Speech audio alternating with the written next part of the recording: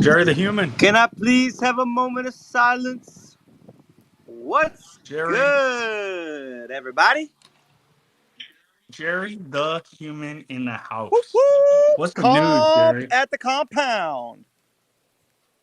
Bro, what's the news, Jerry? I'm trying to get in Prez's pod right now. Bro, He didn't Prez is drop the link, like but the good thing is, 50% of the audience right now, bro. Like, I know Prez come in with multiple accounts. He bots the he space so does, that bro. it looks better. I I know. appreciate He's that. everywhere, bro. He's everywhere. I gotta bot the space with the bad take account. We'll do that. Yeah, get Maya in here. She's not out of jail yet. I've been watching, bro. No. She's chilling. She is doing She's great. in the hammock. I gotta get the bad take account in here though. Yeah, bro. That's what I gotta do. We could bot the space like the. Oh look, I'm in Prez's space. How come me and Prez are the only ones who have VRMs and go non cyber? Bro, where's It's Beb? it's like Jerry's never used on cyber in his life. I know. I'm on mobile right now, so on cyber does not play friendly. I wanted to go in Leviant's on cyberspace, and I'm always on my phone, man. So You were trying to go in there earlier. Ali was in there. A bunch of us were in yeah, there. but He did a box opening, bro. what kind of box? Monolith or season 1 box? He did all his season 1 clothing. So he showed us his collection, and then he did his season 1 stuff. Nice. DM. Yeah, that's super cool. Bro, he's got alien hoodies. He's stacked, got bro. Murakami. He's stacked. Okay. I saw some of his wallets. You did? Yeah, I went wallet shopping. Well, I mean, he has a lot of digitals. Yeah, tons. He has almost all the digitals. Yeah, tons. He's ready. That's his thing. He's ready to be dripped out, bro. He's got all kinds of stuff, man. He is set for sure. That's his thing, though, dude. I know. No, but oh wait, tell me about it. What's his thing? He likes to collect the digitals. He's speculating that, and eventually, as the metaverse comes along, that the digitals will start to pull more value. You know what I mean? Yeah, I just think more digitals will be made, and it'll be so. I don't know. Yeah. I don't know. I think he's thinking a little bit further ahead than I'm able to. I only have the digitals of the stuff that I have physical. Mm-hmm. Yeah, I got. Well, what do you think? You think there'll be a market for it? Of course there'll be a market for it, but what happens when the next round of clothing comes out and it's even better because they've learned so much? And I don't know. There's always the Genesis, the Prominence. I just think that it's overvalued in this space. The OG is like overvalued, in my opinion. I mean, again, I'm like just one person, but there'll always be a market for it. But will there be enough demand for it? That's the question. Not right now. Yeah, but even right now. Yeah. But there's something intriguing or like something valuable about having the original. Like I want a mint vial, right? There's something about having the mint vial and mint potentially just holding that because it's technically what came before a clone. That is kind of intriguing, you know? I'm surprised you haven't got a mint vial yet, Jerry. A mint vial? No, sorry, man. I don't need the surprise. I want the experience minting my own clone, you know? Yeah. I mean, I we've done live streams of popping clones. I know that Tevi's got one still that we're probably all going to get to experience together. So I'm good. I can. Oh, dude, I forgot that Tevi grabbed one. Yeah, I can live vicariously. But how about you, man? What's up with you? What's going on in the compound world? Bro, nothing, dude. I had my aunt come over, said that all our plants are dying, so I'm just watering. I watered the plants again today. Hit the gym. I just went to the gym, came back, showered, Jumped on Spaces. You know, Yep. spent the morning scrolling too much Twitter. I still got some stuff I need to do in this office. Like I gotta hang up blinds, like curtains. I gotta do it after this space. Probably hang up some curtains, clean up in here. Just little projects, man. I love it, man. You putting some magnesium on those plants, or iron, or what are you giving them? Just H2O, just fluoride-ridden H2O. Is that what you're giving those plants? I'm literally poisoning my plants with the fluoride tap water that we aren't supposed to drink, but the city puts in our water anyways. Oh man, You know what I'm I saying? do, I do. That's why I brought it up. How So. could how could it be good for my like the yard if it's toxic in every country in the world, but the U.S. puts it in the tap water? Yep, 100%. So what do we do about it? Do I need to go buy gallons? Like how do I know if I'm buying water at the store if it's not also got shit in it? Well, you got to distill your own water, bro. Drill your own well. I mean, I don't know. There's lots of things you can do. Oh, you know how crazy it seems to spend $3,000 on like a water iodizer or Uh huh. whatever it's called, Uh ionizer, huh. reverse osmosis. Uh huh. It's more than that, bro. That's like Yeah, no, you know what that's I'm like saying? you're getting like the Tijuana Walmart version for $3,000, bro. I'll send you. Try like 7, 8, 10. I mean, yeah, they can be pretty There's no elaborate. way, Gary. Just telling you, bro. Just watch out for those What residual happened? costs. Yo, where's Big Dre? I don't know. Bro, he's on a Oh bike, man. man. Probably Oh, riding he's 100 miles a oh day. man, he's probably going like Daytime Dre energy, bro. um He's riding. bro, oh man, he be yo bro, he scares me when he shows me when he puts up those posts and it shows how far he's going. I would break down after the first like 30 miles. I wouldn't know how I'm getting home.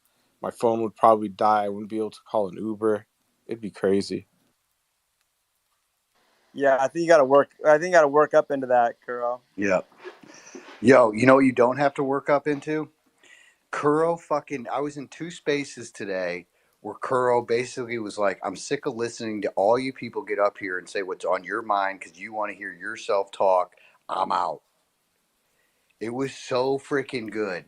And then on Thread Space, he just said, Thread, I'm just checking in. I can't listen to all this crap. I just wanted to make sure you're doing well today, brother. And then he fucking No peaced way. out. Dude, he's bringing the energy that we are.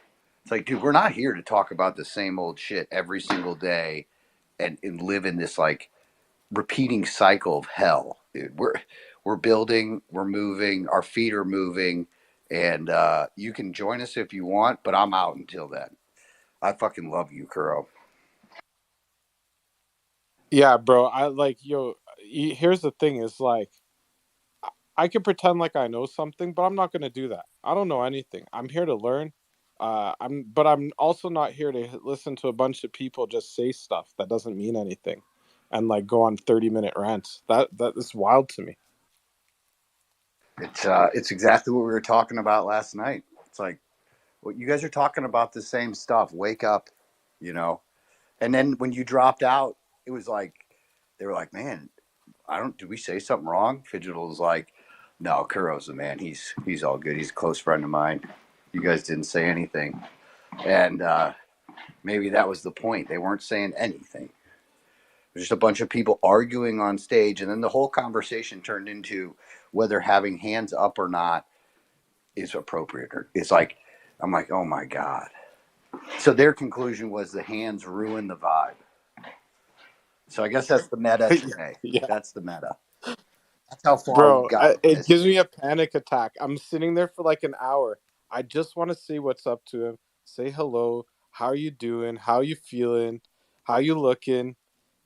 Just make sure he's okay. Uh, you know even like that's why I like this space, is because there's people that like know stuff. You guys do research all day. I learn stuff every time I come in here. It's beautiful.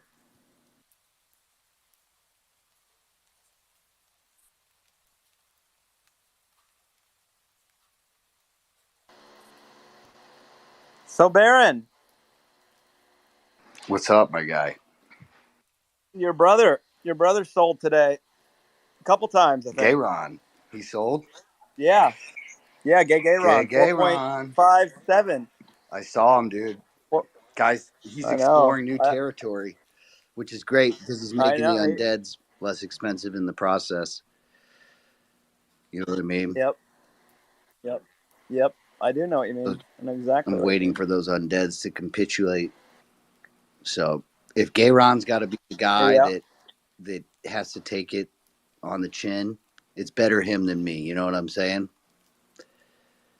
I know exactly what you're saying, bro. I'm picking up everything you're putting down, and I'm all about it. I'm all about it, bro. Wait, do you think we could get an undead for like 15 ETH soon? I think like I know you can get. I know like one of the sickest undead. What? One of the dopest undead in the collection you could get for 13 right now. Jerry will get you an undead for 5, bro. Jerry will do it. Is that true, Jerry? Bro, okay. There's only 120 something. Those are hard to come by, but there is one that's motivated to sell, but he's just, I don't know. He's in dreamland still. He doesn't come down to earth. But yeah, I whittled some other guys down pretty good actually. I'm not liquid, so. But yeah, no, it's good, man. You gotta just come alongside these guys, throw your arm over their shoulder, help them wake up from their dream world, and then start talk. What do you want? You just gotta start talking to them a little bit. I feel like when you're selling a PFP, you're better off just listing it at a low price. Like to watch Sobe's clone go down 2 ETH like every day. It's like, dude, just rip the Band-Aid off, put that puppy at 15 ETH, and move on. Instead, they're in denial, bro. He's got to think about it every day. That would be a terrible feeling, man. When I yeet my clones, they're yeeted. They are yeet low. They're below the floor. A fact, yeet bro. city, dude. See ya. That is such a fact. When I make a decision to sell, it's gone. I have. Right, Curl? So remember the angel? Yeah, the angel girl. Like, yo, somebody put in an 11 ETH bid, and then they're like, "I'll send you another 8 ETH, first before you list it for 11." I did it. It's sold. I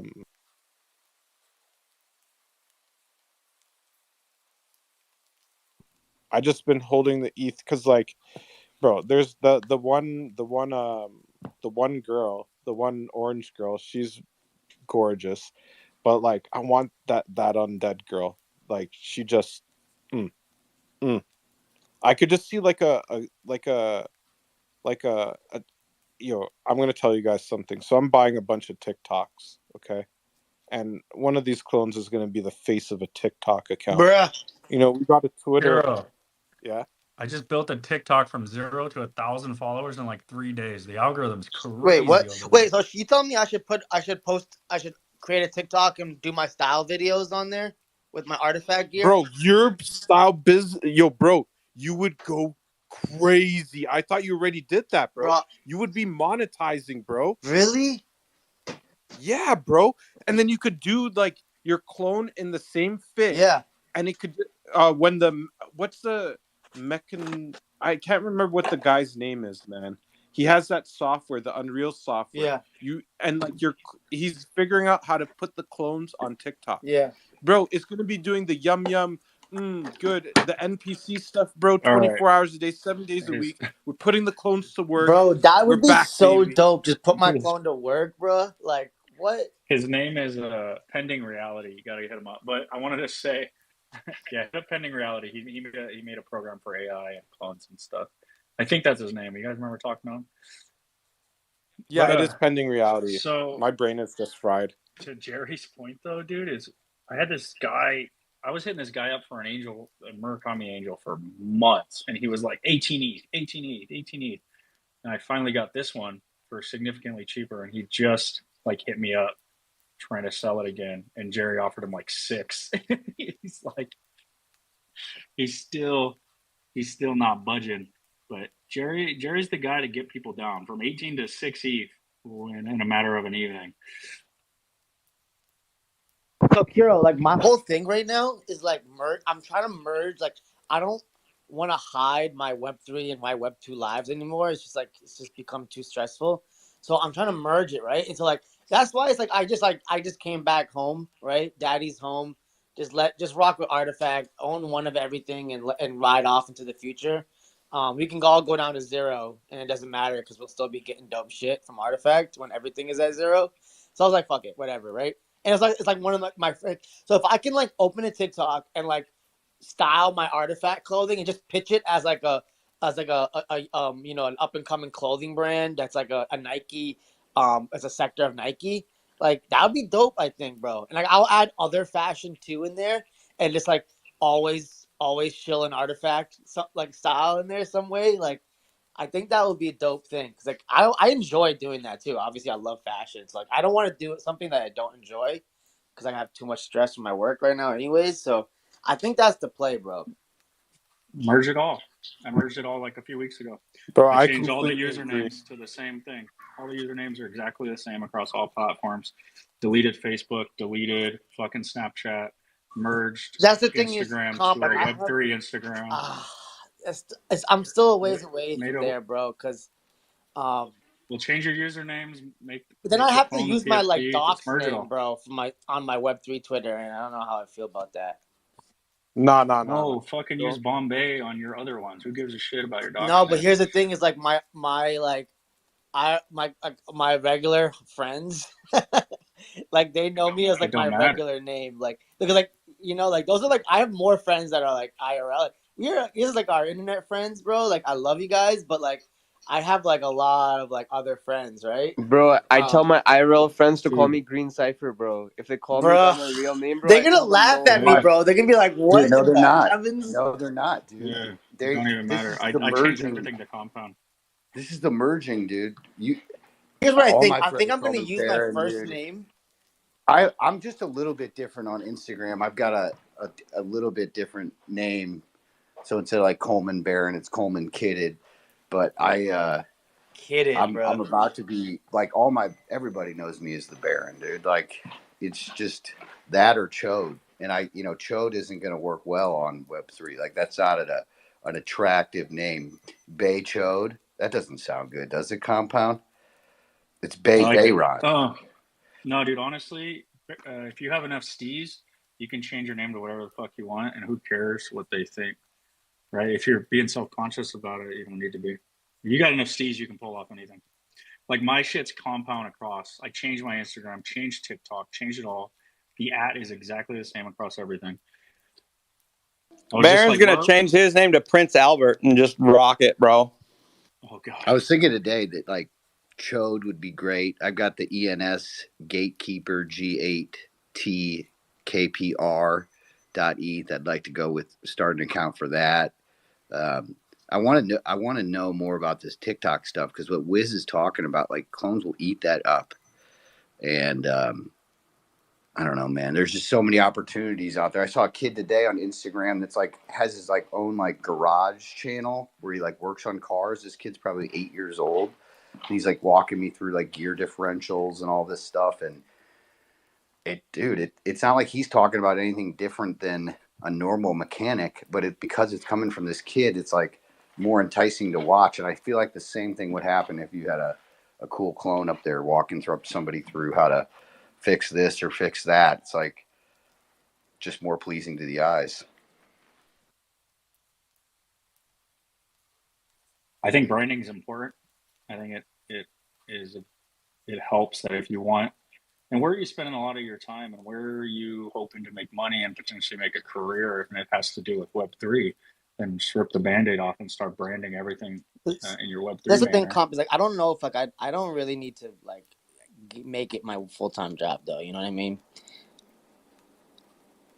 You spend like a lot of time in Web3 though. Well, so look here, let me use myself as an example. I spent a lot of time in Web3, so I was like, what am I doing? Like, am I hanging out with all these people on my Instagram and TikTok all the time? Am I like seeing them all the time in person? Like, who gives a shit what I change my name to?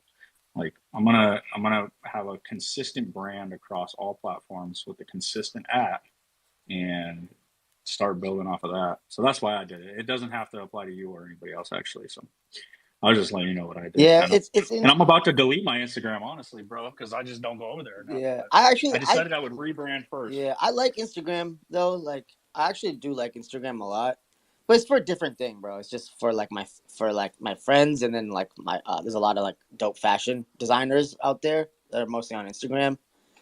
Um, Twitter is more of like a commentary, right? But like visually, Instagram is pretty dope. And I've hacked the algo because I don't click on anything. I just like click on the stuff I like.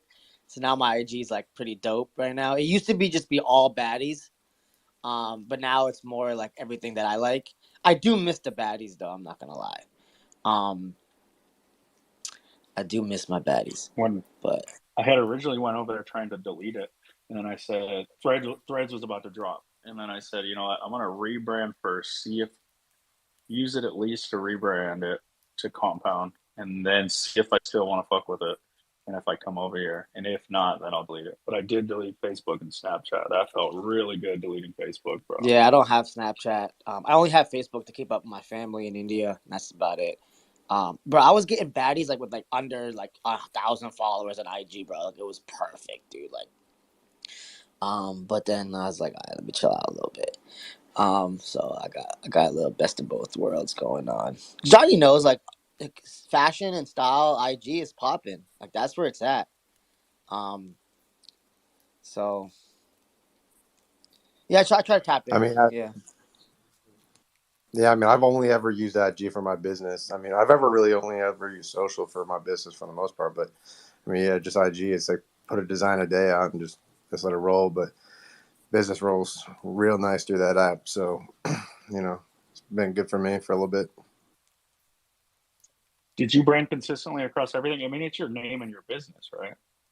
I mean, I just use Johnny, and then I just change whatever at the end. Johnny's Kicks, Johnny X, Johnny whatever. It's like, I think it's, yeah, I don't know. I just kind of run it like that. But I also have like multiple other businesses like Try to Design. Then we have obviously Yankee Kicks, True to Size, Von Grok. We're about to actually launch another shoe camp company.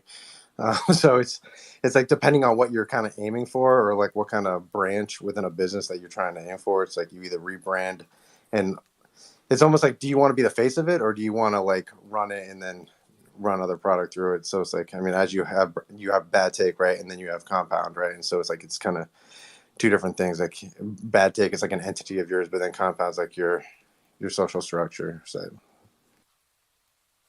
Yeah, exactly. And that was what I was just talking about, just Compound in general. I got all the ads that were the same, and said I'll give Instagram another shot. At least I wasn't over there. Like I have all my friends there. And you know what made it easy though, Bombay, is because when I DJ from the moniker yeah, Compound as well. So right. the people who I DJ before also know me as Compound. So it made it a little easier, which probably won't apply for Yeah, you. no, But Compound's nice. I will say, You have that. Like you were Compound before Web3, right? yeah, Yeah, yeah, yeah. And I will say that having everything the same across social media was more so my point. It's kind of nice to have like your app, you can put it on one thing and it kind of, if I made stickers or if I made whatever, it says just Compound. It's nice to have that can attach to any kind of social media. I try to secure this new one that I have now on everything. like I had made an like a Web3 IG that I was using, but then I just like stopped using it, because it was like I like what am I gonna do? Maintain a Twitter, a personal IG, a Web3 IG. I was like, bro, it's like too much. Um, and I'm also like I was like, and then I was like, I'm not trying to hide this shit, bro. Too, you know what I mean? Um, and so like I wanted to merge both worlds, and so I'm trying to figure out how I'm gonna do it. Like again, like I'm not really trying to build a business or anything, but it would be nice to kind of like um have some continuity there. I'll figure something out. I will say, and we'll go to Green Cipher, but I actually was thinking about this earlier. It's wild you guys brought this up because earlier I was like, I want to talk this topic tonight. It's like y'all read my mind, but I saw NFT God get some love from Elon, Mark Cuban. He put out a thread about the algorithm on Twitter, and he got love. And it was funny because he's got a mutant ape photo, right? But you have all these normal PFPs like showing him love for the work that he did. And on there on his thread, you got a bunch of normal PFPs, and I realized that I've never got any like weird backlash from anybody in my life about using a PFP. And another reason why I like to use it is because we're in an age now where like we've practically lost all our privacy. Like there was a time when privacy was really important when we first started getting on the internet. Remember, we didn't use our names to make emails, and your parents would always tell you like to be careful online, and we've kind of lost that. But now we have the ability through PFPs to kind of regain some of our privacy if you want it, if you don't care. But I was thinking about that when NFT God was getting all this love. Elon and Mark Cuban were showing him love and have no idea who he is or what he looks like, but they were accrediting him for his work and what he was putting out. You know, not on his looks or who he might be, where he lives. It was on his work that he put, you know, on the internet. I thought that was a pretty cool thing to see from a bunch of, you know, normal PFPs or normal pictures, profile pictures. It was super dope. You know, if this was the bull market, mutants would have pumped like 5 ETH after that. Yeah, dude. I don't know, man. I've recently like wanted to regain some of the privacy that I've given out to the internet over the years, and deleting Facebook and deleting Snapchat and deleting the things that I'm not using. Like when I deleted Facebook, let me tell you, they give you a summary of the data they have on their servers, and it was gigabytes, bro. They have pictures and videos my entire life they have saved on their servers, and they give you a breakdown of what they have, and then they let you download it. Like, here, download your stuff from our servers. And it was the weirdest thing that I ever like went through. Like I didn't even download any of it. It's like, I don't want none of this. I have most of it anyways. But the fact that they show you all like your entire life, because I had Facebook since 2009, right? They showed me gigabytes of data they saved on me, bro. And they said, here, download it because in 30 days we're going to delete it from our servers. And it was a super good feeling knowing, at least I hope, I doubt it. At least they told me they were going to delete it from their servers, but I have no idea. That's gigabytes of my fucking life out there on Facebook. And I'm not doing anything crazy. I don't actually need to be private, but there's something special about like kind of regaining pieces of your privacy.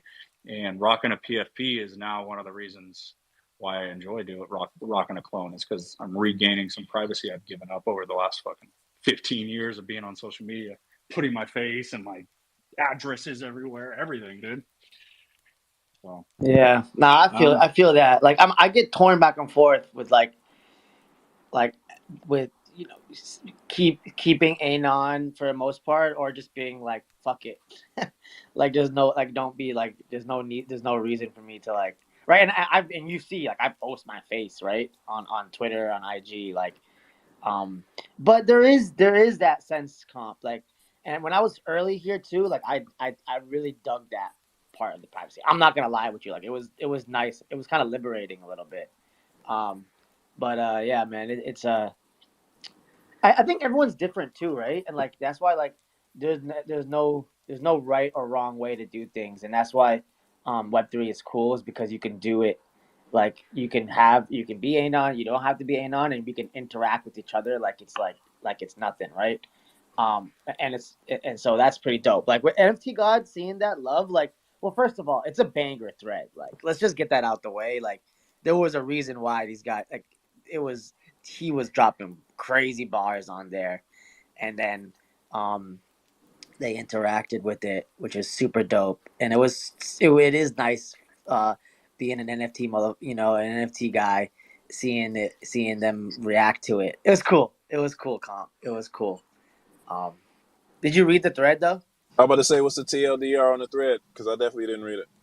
Bro, it was a whole like it was just about the algo and like how it works from like a coding perspective. I need to go back and I skimmed it, to be honest with you, Dre. There was a lot of words I didn't understand, but I think we should go back and read it maybe. Or maybe Comp, did yeah, you get into it? no, I read the whole thing. All right. It was a great thread, and I've had. I want to check on Green Cipher real quick. I don't want him to think I was ignoring him, and then I can tell you kind of a breakdown of it. Green Cipher, what's up, bro? Yo, you're good, bro. You're good. Bombay, My bad. We probably passed the topic already. hell yeah, yo. I was just gonna. No, you're good, bro.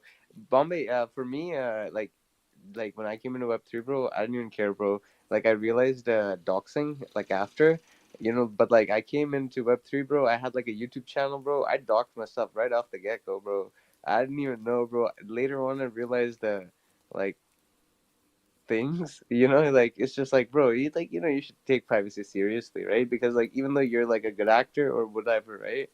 Like there's plenty of people that are out there, but well, it's like a personal thing, bro. It's like as long as you move okay, bro. You move good, bro. Then everything is good, bro. But I what I wanted to ask was like we were talking about branding, and like for the past couple of days, I've just been like repeatedly watching Ali's video, just because it's so sick, bro. And it makes me like think about lore. And I wanted to get you guys' opinion, because like obviously you guys have been like pondering about it for like a very very long time, right? Like, do you guys have any idea of the lore behind like all the DNAs? Because I kind of noticed something interesting and I wanted to share with you guys. I don't know if you like knew about it. No, we haven't. We don't have a lot of information on lore other than what we've kind of created ourselves. What did you guys end up creating? I mean, just like we all got into the Discord and talked about kind of with Dre and Ali some ideas. We threw some ideas out of the lore of that video, and then they kind of refined it and refreshed it and put it in the video. So that's the extent is what I'm talking about. Okay, so The lore behind each DNA is what you're talking about. yeah, pretty much. So okay, like let me know, cut me off if like you guys have discussed this, because I don't know, I think I got too high, bro, or like something, but like I was just like watching that video and like it kind of just clicked in my head. So you know how obviously like Web3 Murakami anime is like one ethos, right? Like obviously Murakami loves anime, right? And just the culture that is just coming from that background. So what I was noticing was the similarities between the realms of the cycle of samsara and the DNA of the clones. The only two exceptions are the alien and the robots. Other than that, every single DNA in the CloneX ecosystem is in the cycle of the samsara. Whether you look at the undead or the reptiles, everything. Um, I don't know if you guys have, if you guys even know what I'm talking about, but like, do you know what I'm talking about? I do. But you guys watch anime too, though, right? Like, so it shouldn't be a foreign concept. No, you need Shadow up here, dude. He's the anime guy. Oh yeah, okay, Shadow's okay, got okay. all So the anime here, down. I've never seen a single anime. So okay, I so don't know the anime, but I know that samsara as it's like a Hindu philosophy. But that yeah, so here I should probably look for the imagery so I don't sound like a complete idiot, man. So basically they say that we have like six or some realms that people go through. There's like one like here I actually found it. So here I'll actually say this. So, six cycles or six realms of rebirth and existence. Okay, so this is what like basically the Buddhists or Hindus or whatever, right? This is what they worded. Like obviously, you're gonna notice that Murakami and Artifact they worded it differently, but you will notice the similarities. So the six cycles are gods, right? Would be for us would be the Murakami DNA. Demigods would be the angels, in my opinion. Humans would be the humans. Animals would be like the reptile. Hungry ghosts would be what like the Undead. undead, right? And hells would be obviously demon, right? And the two exceptions to this are the robot and the alien, which in my opinion is like robot is like techie and alien is like kind of like animal too. Like it's I don't know, but I there were the two exceptions, but other than that, all DNA fit.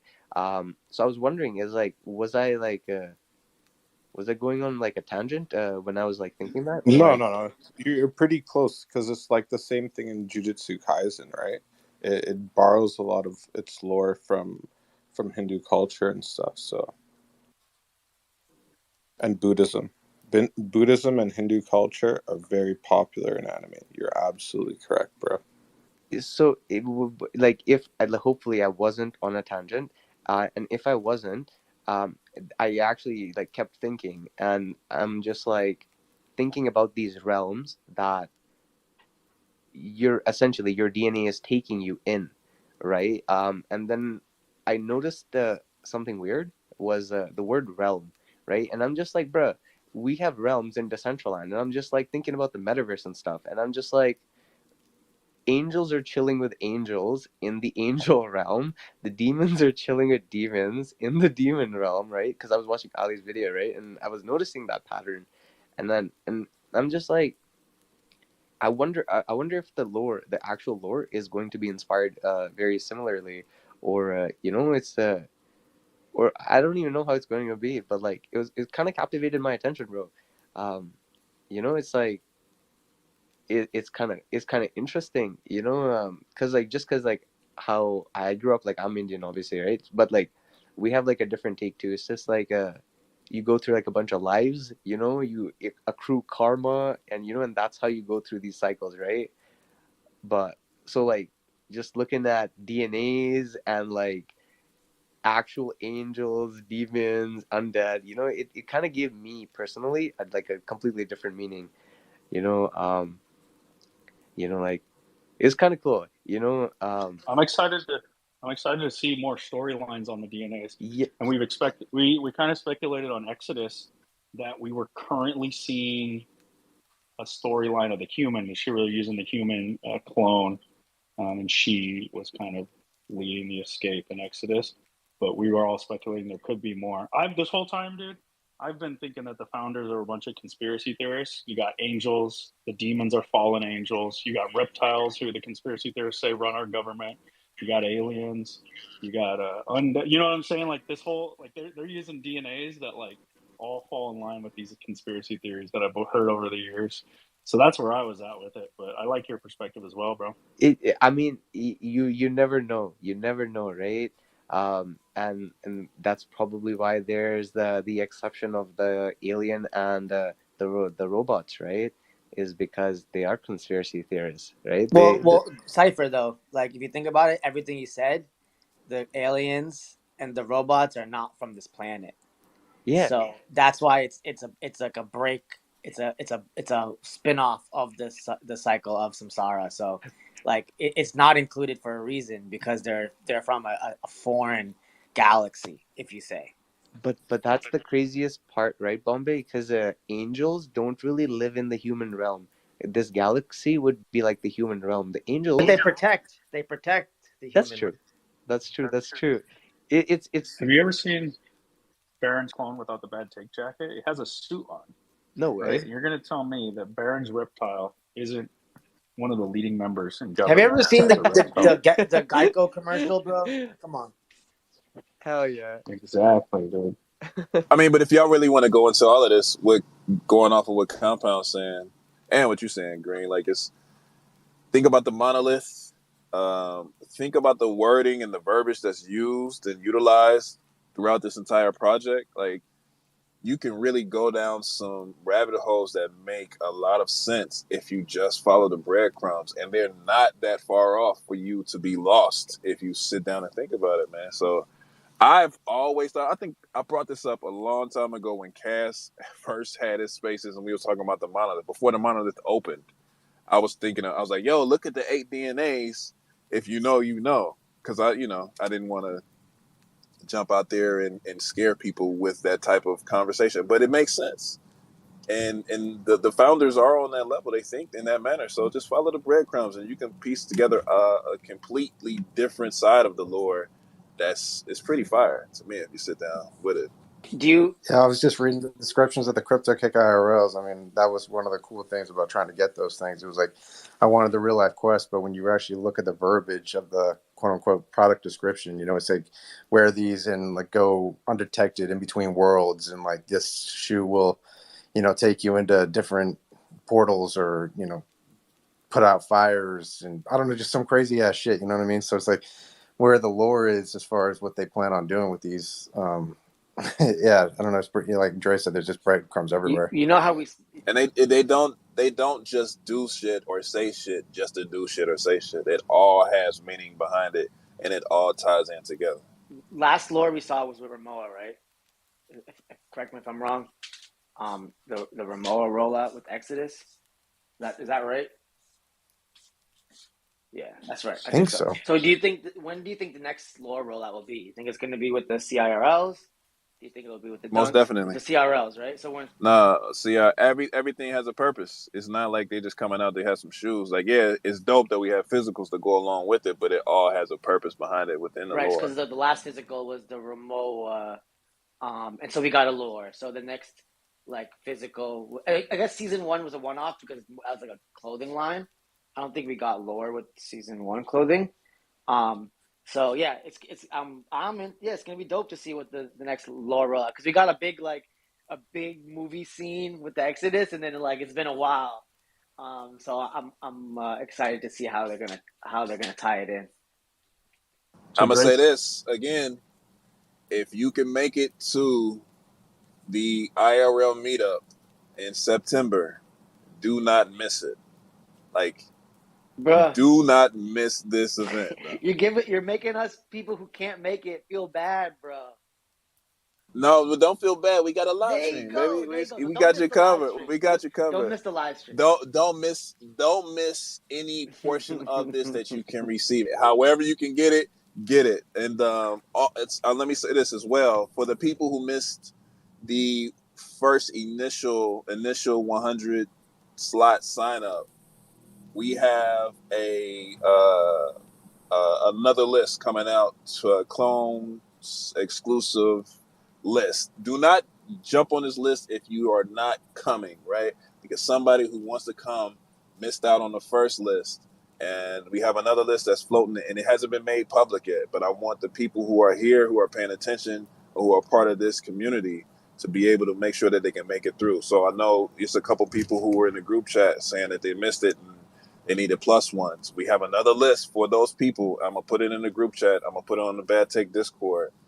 If you missed out on the first 100 slots, jump on this Yo, list as soon as Dre, possible. there's a bunch of folks that Bad came Tech into Discord. Discord, that came into the Artifact Discord. It's like, yo, I missed it. I know for a fact there's some motherfuckers that got tickets that are not going. I already know it. I Bro, they agree with always you. do. Bro, They Yeah, always do. they that always shit's do. so And whack. it'll come out. Right. Yeah, Well, don't worry about the it because we got more slots, but you have to fill it out ASAP. And this is just for Yo, our link community, me, right? Jay, because So there's some like dope people in Discord that were like, yo, like this dude was like, he lives in Anaheim, bro. He came back a couple hours. He minted his clone too, bro. And he was like, damn, like, um, I'm not on Twitter that much, and I just saw, and like, it's all out. So I was like, I kind of felt Dude, bad a little bit for him, but anybody who, we got it. This yeah. is for those people, right? So I'm gonna put it in the group chat. I'm gonna put it in the Discord, but ASAP because we need to get these numbers of who's coming as soon as possible, just so we can have everything lined up. So again, if you're not yo, coming, Dre, Yeah. I don't use it. appreciate If you're coming, come through, I sign up. We appreciate got you. you. Yo, Dre's the fucking dude. We are on a freaking roll. Okay, We're gonna freaking roll. we are on a freaking roll. In Bombay, curate that guy to Dre, right? So that you don't need to go. We don't need to go throw it out in the Discord because you know what's going to happen in the Discord. People are going to say, "Oh, well, I could." They're going to wait until it's filled up, and then they're going to say, "Oh, I couldn't get in," just because they want to complain about something. So let's curate the people that we know should be there, like the people that, and I go talk to them directly and just say, "Hey, yo, just wanted to let you know." And this is what clones do, man. We aren't building something to force people out, We're building something to try to make it scalable and enjoyable for everybody. And we're doing the best we freaking can. Okay. And so shout out, Dre, for just taking, I know you have young kids, you got a wife, you're working out, all the things that you do, and to take the time and make sure all this stuff is covered too. I can't thank you and Compound and everybody else that's involved in this stuff enough. It means the world to me. Honestly, I appreciate the kudos, but I'm gonna throw that towards the I'm gonna throw that towards the community managers because they hear us speaking and having these conversations, and then they make adjustments. That's the truth. They hear us talking. They hear you saying the things that you saying, Baron, getting things off your chest. They make adjustments, and this is just another one of those adjustments because they heard the community saying, "Yo, I didn't make it," and a lot of the people who are OGs within the community missed out because of whatever reason.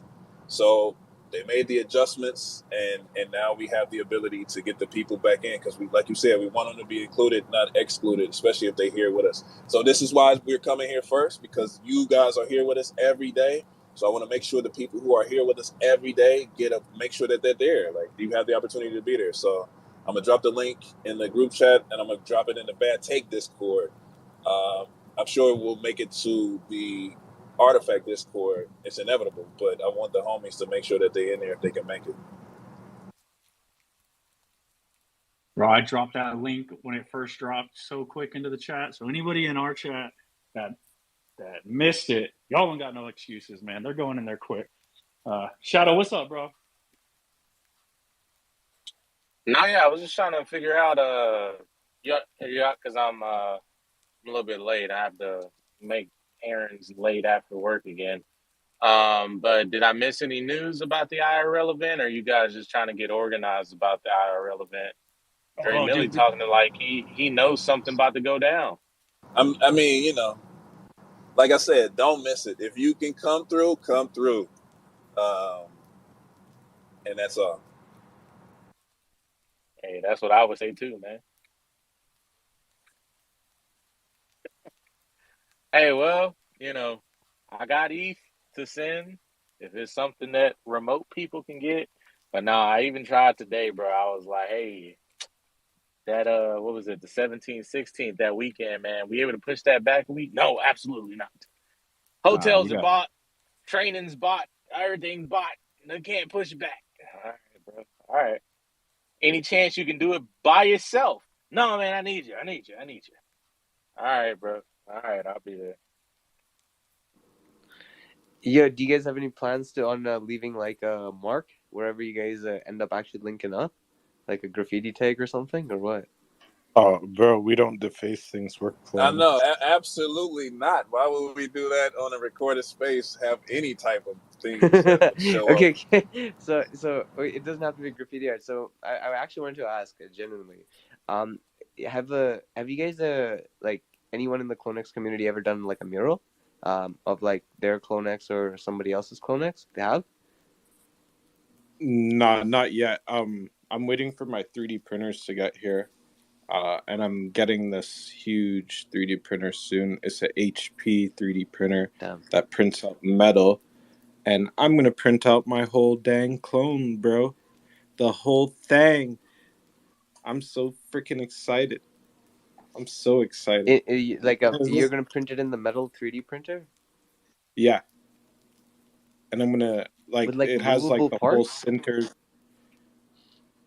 Oh, bro, I don't know how to do that, bro. I'm just trying to get it assembled. We'll get to that though. We will get to that. That's wild. It's only gonna be like 2 feet tall, the first one, right? 2 But feet? from yeah, Wild. Whoa, that's dope, bro. yeah, bro. I am so freaking hype. I need it actually for something that I'm working on for my friend's business, but Very good yeah, investment, bro. Very good investment.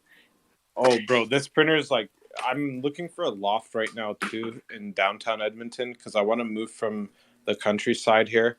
The boonies is too far from downtown, bro. I'd like to walk my dog downtown. I take him down. I drive downtown, but I don't like putting him in my vehicle anymore because he like clawed up my seat. So now I got 2 holes in my leather seats. So now I got to get a whole new back bench in the Jeep. So yeah, we're not doing that anymore. I just want to live down where I walk my dog. So okay. Question then. How would you be opposed, or like how do you think the community would react to if for example, randomly one day you're just walking through Calgary and you seen your clone, or like like just on like a restaurant's wall, or like on the outside, like not on the inside obviously, right? Like just painted. Um, here's the thing. They can trace it back to my wallet. That wallet is doxed.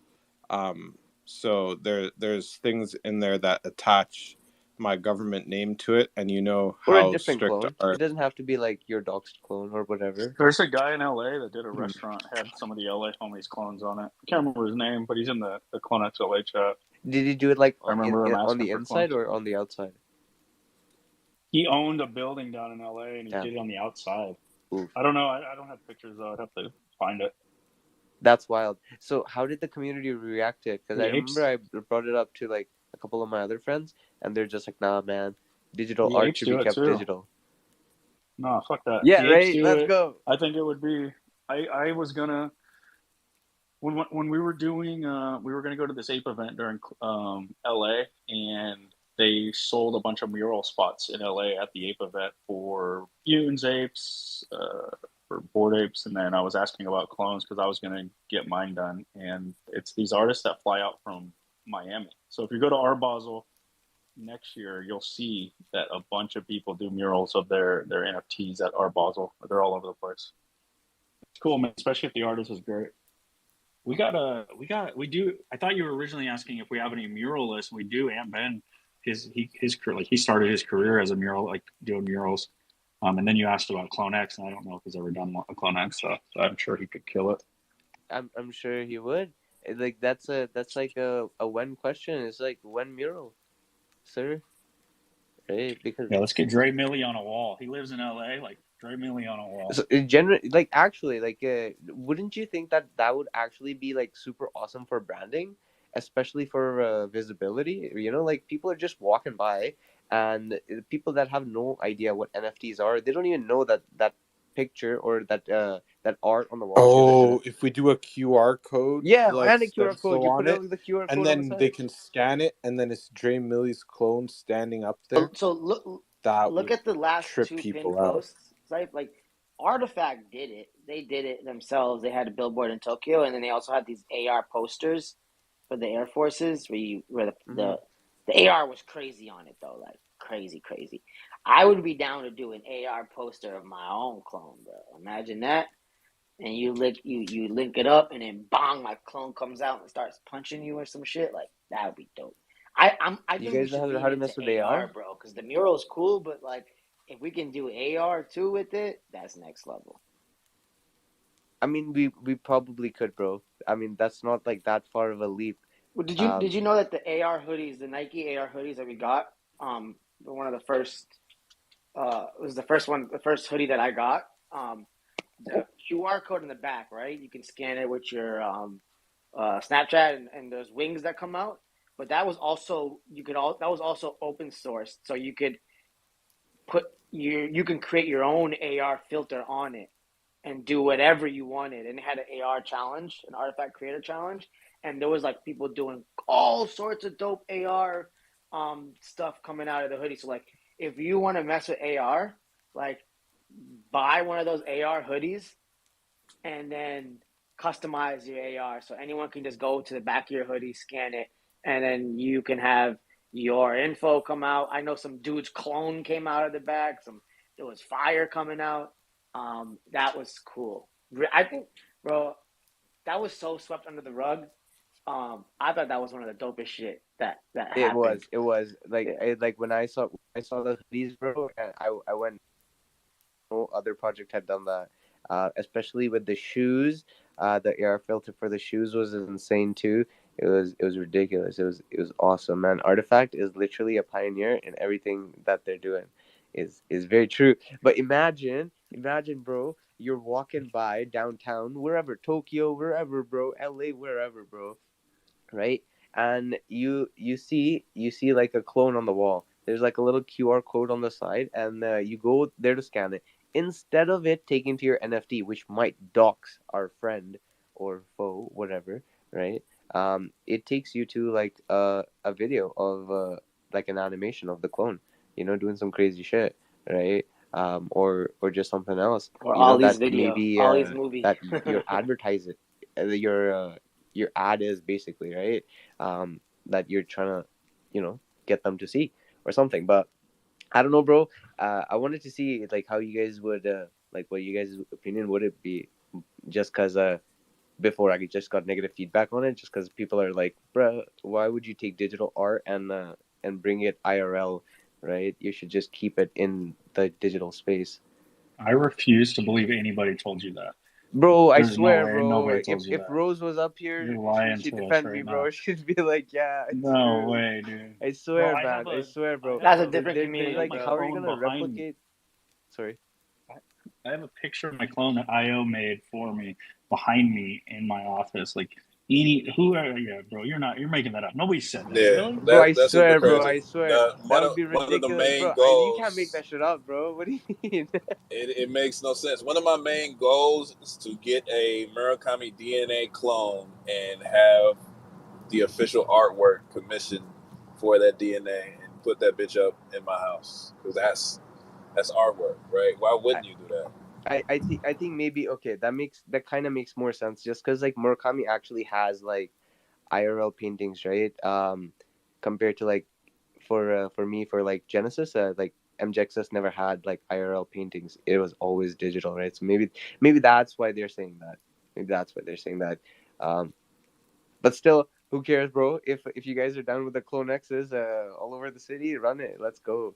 I No, cause, I'm definitely down with that for real. yeah, bro. It's just figuring it out. We were talking about that last. We were talking about that comp right when they had Ape of that. yeah, and they were doing those commissions because they had apes all over the building downtown LA in the art Hell district. yeah! Look at that. So That looks so sick. it's nothing for it to happen. I think it's all in due time, right? Like once the world catches up, it's definitely going to be something that makes sense. It made sense for apes to do it at that time because people were so hyped up on apes because of the culture being infused inside of apes. They recognized what it was, so it made sense for them to do it. But no, I think it's a great idea. It's just timing Especially in like a and bear trying it out. market. You Yeah, know, I like mean, when like period. the It just sentiment makes is down. sense. Yeah. Right? We'll get down to it for real. Just finding the artists who can So you commission guys good aren't gonna work. sue me if I use your clones, right? No, I definitely will. So you can you can do whatever you want to do with somebody else's. But if I see mine somewhere without my permission, I'm coming for it. Okay, fair. That's a fact. Have That's y'all fair. y'all talked about the Gotham registration? Did I miss that conversation? No, dude, we started talking about other stuff. We didn't even get to finish the algorithm conversation, but the got him. Who read that patent? Like Shadow was supposed to read it for us. Oh, what was that? Right? Do y'all understand what's happening here? This is the same situation. Or No. Dude, here's what it Tell us. looked like to me. I'd love for you to walk us through it, Dre. Like, for me, what it looked like is they're basically patenting the system that would allow us to use these tokens as, like, basically claim tickets for future drops on, just like they do on the sneakers app, but use it as like a token gated process. Is that what you took away from it?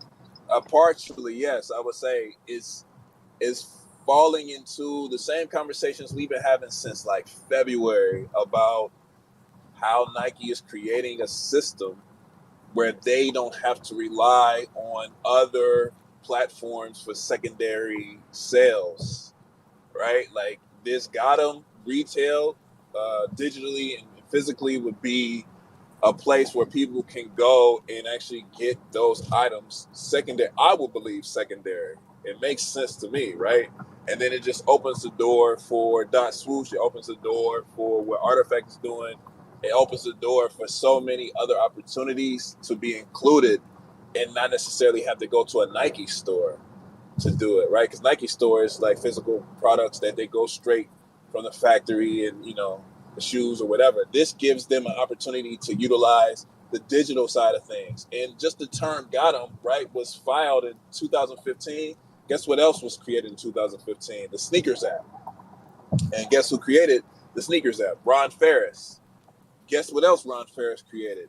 Dot Swoosh. So if you follow the breadcrumbs and piece them together, it makes a lot of sense for him to be able to create a digital store strictly for the Dot Swoosh experience, which also can integrate the Artifact luxury experience as well. So this is major news. They just did it on August 10th for the whole Gotham situation, but the name Gotham was registered in 2015. So this is it's exciting times, ladies and gentlemen. Man, shit is brewing. Shit is I wonder brewing. if they were waiting to ship that stuff out until they got that worked out, considering because you know how the chips now reroute to the Nike site. I don't know. It doesn't really matter. It doesn't. I'm not taking anything away from. I mean, the Gotham thing is just, dude. So You I know when you sent two start to see patents. things. You know when you start to see things so clearly that you almost think you're fucking really crazy because it's like, dude, this is all right in front of me. It's all happening, yet it feels like it's not happening. Like with the price, you cannot use price as a measuring stick for how well this project is doing. Okay, That's a fact. That's a fact. it's not a good measuring stick. We just got to leave it there. You know what though? People use floor price as a measuring stick within Web3 because that's what they do in Web3, and that's all I've been saying this entire time. And I'll reiterate it again for the people who missed it the first 1,000 times I said it. In order to grow, it's not about strictly just being Web3. It's not about just strictly JPEGs. It's about creating the bridge for Web 2 into Web 3, which is Web 2.5, right? Coin 2.5. So being able to have something like this is Web 2.5, Yep. right? And And what Farouk was talking about today, Dre, was that like he sees CloneX being a blue chip because he was going down the road of saying that punks were the only blue chip out there, and then he basically he kind of someone talked him into saying, okay, apes, bored apes only, right? They're a blue chip, and then he said, I think that CloneX, and I think he said, two other projects could become blue chips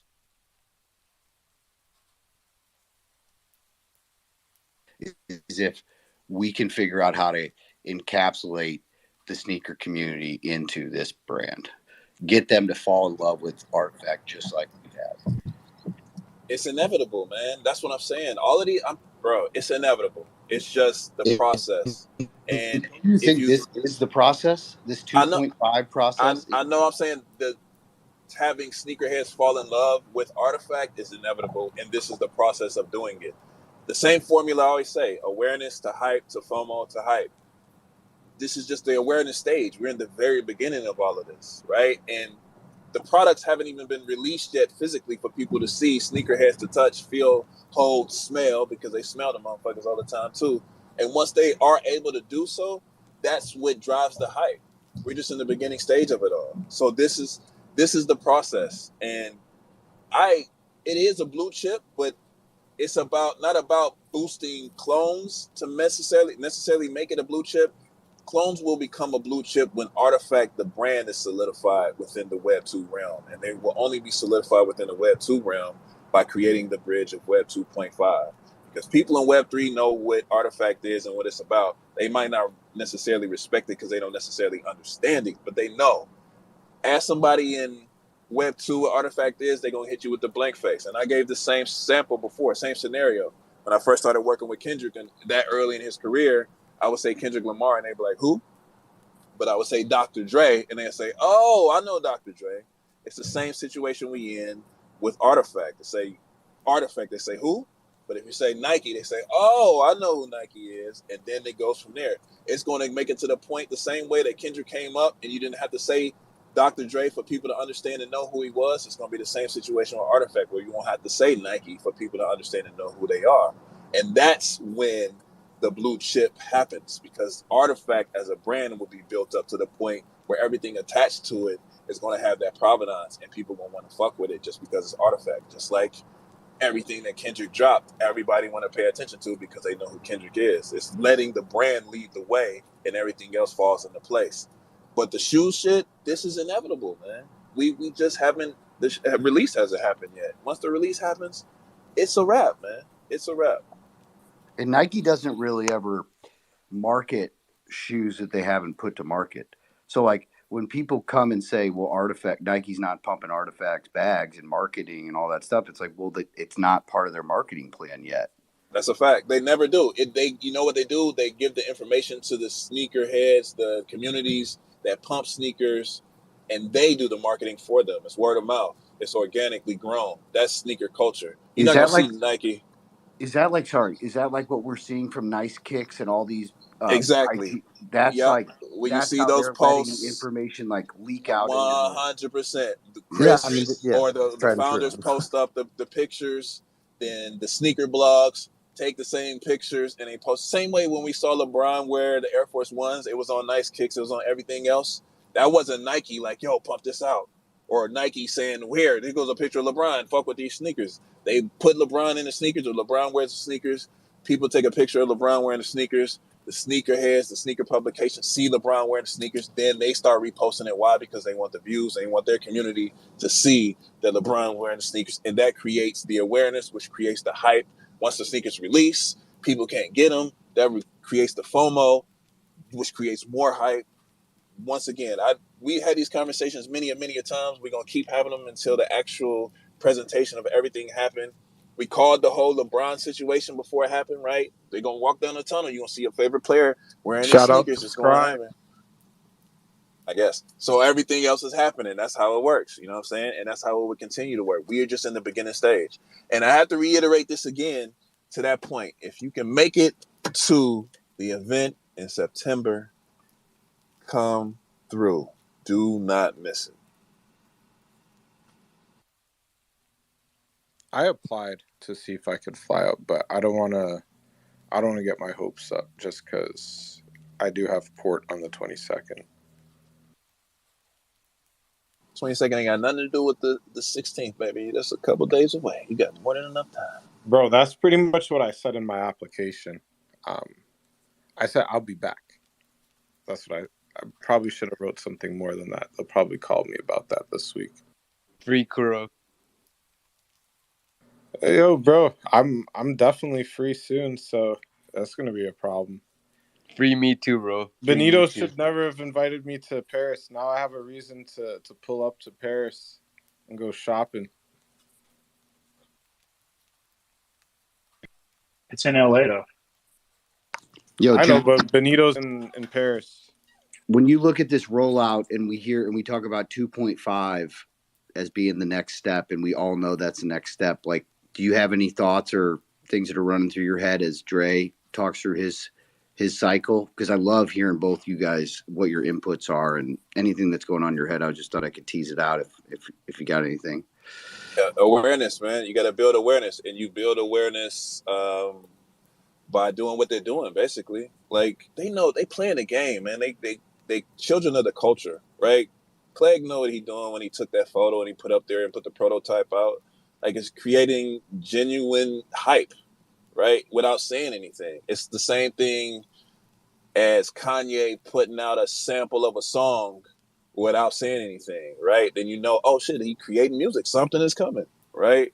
They put out the prototype and they put it in the comments. Yo, I can't wait for everyone to see the final version. The So Drizzy, that's that's the creating the hype. Drizzy mo, bro. He'll play the record at an exclusive club party. Then someone will take the video of the Yep. club, put it out on Yep. IG, gauge the temp, gauge the response, and be like, all right, that's how God's plan came to be, bro. He was like, let me just test it out, threw it out there. Shit was like, It oh threw it out yeah, there. some They random fucked with kid him. got it. Like some random kid in Dubai posted it, and then it was like, it slapped. He said, run it. Yo, yeah. You guys ever planning on coming to Canada for any of your events? I noticed all Bro, of them I ain't were gonna like hold you, not dog. here Artifact Toronto needs to be ever. a thing, dog. Why? Well, So I'll say this, Cypher, man.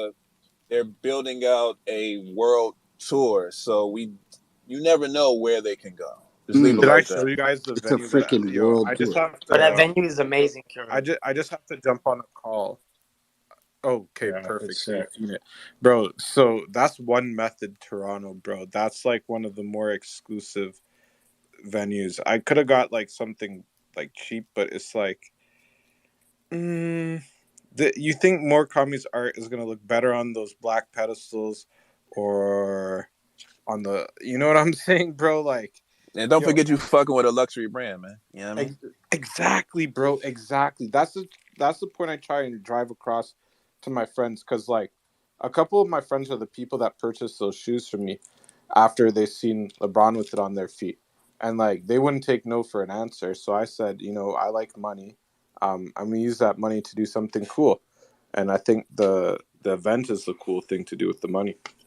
Let me let me break down for Cypher. It's like you said, you're seeing them all in the States and they're not doing anything in Canada. But let me kind of, from my understanding, what the World Tour is they're community initiated led events that Artifact supports and becomes a part of. So like LA, CloneX LA, and the LA crew kind of reached out or put in a submission to CAS to do an event, and then it went through the process and was approved. The same thing with Singapore. So in CAS or Dre, correct me if I'm wrong, for what needs to happen in Toronto is some of the locals get together and start the groundwork of planning and submit that to CAS and then get Toronto on the world tour. So this isn't Artifact just leaving Toronto out. What it takes is a couple clones that say, hey, we're interested in doing this. This is our proposal. This is where we want to do it at Kuro's venue. This is who we got that want to come. Submit that to CAS or Hondro and go through that process. So don't think they're leaving y'all out. It's just more of a group effort, I think, with the community. Yeah, I need to Bro, tap the into man's that. them in Toronto, That's bro. what I Yeah. do. Bro, if I have to come to Toronto, I will. But like, Nah, I'm down for some Toronto shit too. But think about it like this: if you have an artist who has, if it's a tour, you set up a tour as an artist, you have the most reception in these places, and you know that because you see people listening to your music, streaming your music in specific cities. When they go to build out their tour, they're going to look at the data of what cities are streaming the music the most, and they're going to go there. Why? Because it's the most ticket sales they're going to get. They see that their fans are at these specific cities. Like, oh, shit, I see that they streaming the hell out of God's Plan in Toronto. We got to hit Toronto, right? It's the same type situation. So based off of what Compound's saying, or building off what Compound is saying, it's the same type of situation. The people making the most noise, and it makes the most sense.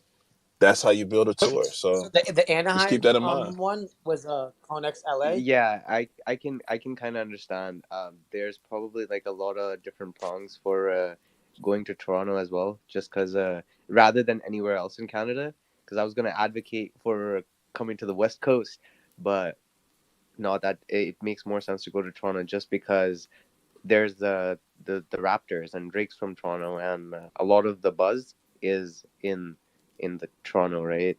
So I think yeah, Just the Artifact people I would can get to show benefit. up in Toronto. That's the whole thing for me. It's like I'm from Toronto. I'm not from here, bro. I'm just gonna be honest. Rip. Like, you want to do it at a golf course here? Sure.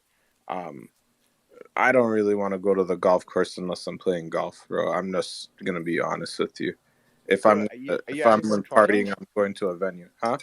You're actually from Toronto? Yeah, yeah. Where are you from? I'm from Scarborough. Why do you Yeah, think it's so damn, crazy? damn, bro. I'm glad you I'm not survived, like bro. originally from Scarborough, but like, I grew up. I don't want to say where, just because like you guys are gonna You're good, bro. You're good. You're Forest good. Hill. Okay, listen, I grew up in Forest Hill. Okay, Everything in Toronto is beautiful too. They got beautiful architecture, beautiful people, everything except Beautiful the weather, people, man. It's beautiful cold as people. You had me at shit. beautiful people, Dreamily. And beautiful people. You And had me beautiful at people. beautiful people. Definitely got a lot of beautiful people. Yeah, no, I saw some questions though that were similar to that. Ciphers like why are they leaving XX and X out, or why is it in the U.S. only, or sorry, in that part of the U.S. And it really, from what I heard, is that there have been other communities that submitted, and they're in the process of getting on the world tour too. So maybe get together with the other Canada people, Canadians, and get some groundwork laid, bro. And we'll freaking come up there, Honestly, Kiro. I would Yeah, love to be in I'm Toronto, down man. to do Calgary or Vancouver, but I don't want to do Edmonton. Edmonton is Yeah, not. Edmonton. I Yeah, don't it think sucks. the art scene in Edmonton, because like obviously I wanted to do like stuff here like already, right? But like obviously like CloneX is so sick, bro. Like if anything, you'd want to like push honestly, bro, this like I don't over when anything. it comes to Web But three cipher. like Vancouver like is super. I was gonna Bro, hit my Yeah, boy Vancouver. owns like the biggest sneaker store in Vancouver. Yeah, bro, Vancouver is insane, bro, and the amount of crypto people that are actually in Vancouver is actually like way way more more. than Toronto. Like Toronto is like more, but Yeah. like for Artifact, it's actually better to go to Toronto just because of the streetwear and everything. But like Vancouver, I was gonna say would be like such a like a great place for everybody to actually have like a world tour, just because it would be closer to Bombay too. Just saying. Dude, you're right, bro. But There are you know, more on Web top three of that, people in Vancouver, Calgary dog. also is like a really like they're pushing art. Like the city itself is trying to push art, like heavy. So I don't know, but like for Artifact, yeah, Toronto does make a lot more sense just because of like the Bro, whole like if we do street it culture, around bro. like Nuit Blanc, like that, I don't know if you guys have ever heard of Nuit Blanc, but Nuit Blanc is like a art festival that's outside in Toronto. It's a vibe. You guys would definitely enjoy it. And then like anyone that's like a sculptor or does art installations, like we could get them into Nuit Blanc, so it'd be like a vibe. Well, let me answer Bombay's question about CloneX LA putting together Anaheim events. Initially, we were looking to have the event in LA, actually in LA, as a CloneX LA situation, but due to complications with setting everything up and securing specific places, it evolved to what it is now in Anaheim. But to answer your question, yeah, it was. We've been working on this for so. How long you heard me guys? Heard me guys. How long you heard me talking about? Yo, events coming. We doing some event. Got it. It just it's man. It's been a lot of cycles to even make this happen. So yeah, that's why it evolved to. And honestly, that's why the timeline is how it is too. Because I know a lot of people were upset because they're like, "Oh, I didn't get enough time to plan. I didn't get enough time to execute. I got kids and stuff I need to take care of." I totally understand, and I'll apologize for my side of that because, like I said, we were looking to lock something up here, and it looked like it was running, and we was up, and then it looked like we was So down. So it pivoted to this makes sense. Makes situation. sense. Is there and so is there going to be another major artifact event before the end of the year, like the Tokyo one and like the NYC one? Do you know about that? I think I think yeah, I would say that is something that we could talk about on the town hall. But as far as how it evolved to what we have now with the tour situation, right? It made I think that's out of my pay Yeah, because grade, so I would fly I'm out gonna for like a let trip, that one of those go. short ones. There's a lot of stuff out of our pay Got grade, it. Got it. Got it. Okay. which is zero. Wait, y'all No, saying pay grade? Y'all on the team? What's going on, bro? Nah, no. man, that's what I'm saying. No, just Anything above zero is above our pay right, grade. metaphorically speaking, right? Like this out of my pay grade of love. Like I think it's too much Oh, love I'm of about a to say, bro, I conversation. only Like missed 45 minutes, bro. What the hell? yeah, nah. So I know that. I mean, I think there definitely would be a conversation that comes up on the town hall. So don't miss that either. Bro, Definitely don't town miss the hall's town like hall 4 on a.m., Friday. bro, for me. Like, I'm gonna have to run it back, unfortunately. Are Wake you up, about it or you're not? everybody! Hey, y'all No should more be God, I'm y'all so should be glad sleeping. to on the hear team though. Like that. real talk though, y'all should be on the team. Just want to say that. Put I that out there, man. Run the campaign for a Shadow for real. Let's Red go. Rider Shadow. Yo, Yo, I I'm what really I glad that suggest. compound. I'm really glad that that town hall didn't take place already because I'd have felt like a horrible human being for having missed it. Okay, and I was like real worried after I saw that MK pill thing that I missed yesterday. I'm like, fuck, did they have the town hall too? And I missed it.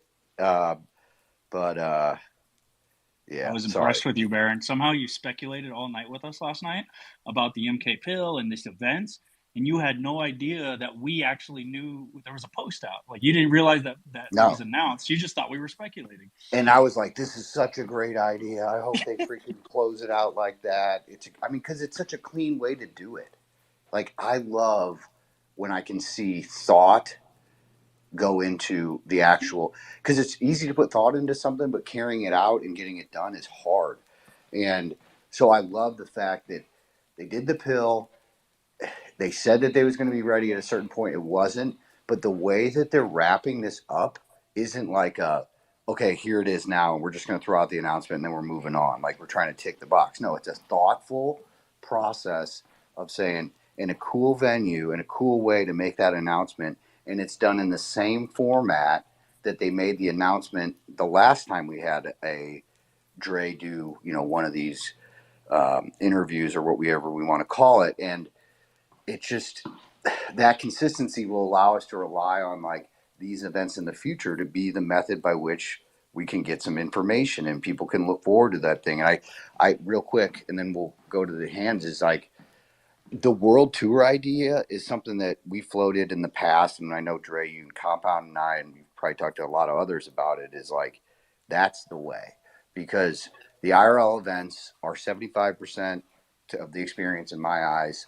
And yet you can't keep everybody happy because we're a worldwide community. So if you do smaller events that are tailored all around the world eventually, right? Then people don't have to get upset about the fact that they feel like they're being made to fly all over the world to get the 75% of the experience. So whenever you all hear somebody complaining about the fact that it's not close to them, just remind them that this isn't the last stop on the tour. We're just getting started, baby. That's all I got. And wait, before we go to the hands, don't forget that it's always a way for everyone to be included. So if you're not there physically, you have an official Twitch live stream that you can be a part of as it happens. So everyone in the community, inside or outside of the community, can be a part of these events and the experiences, regardless if you're there physically or not. So keep that in mind. And with that, let's go to Cass.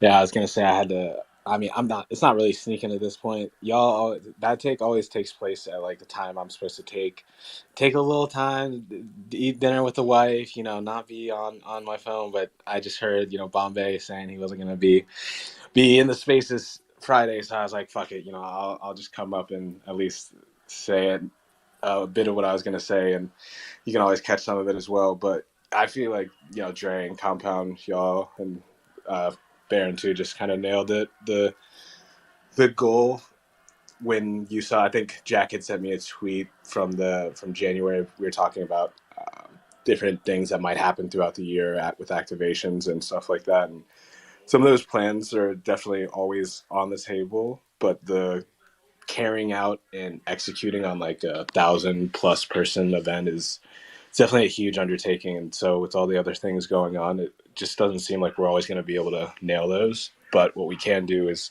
try to bring these events more into a place that people can experience them and not feel like they're missing out on the biggest thing ever every single 6 months or a year or some shit, because it's just like it's not realistic to expect people to be able to fly across the world and enjoy all of it the way they should. And so yeah, that's also why a lot of the ideas circle around trying to create digital experiences as well, so people can still be a part of it. It's like we're all online 24/7 doing this like Web3 life. It would be crazy to think that that's the only way we can connect with the IRL and digital world. But yeah, I know some people were waiting for like that, potential big kind of we're taking over a whole city block kind of experience.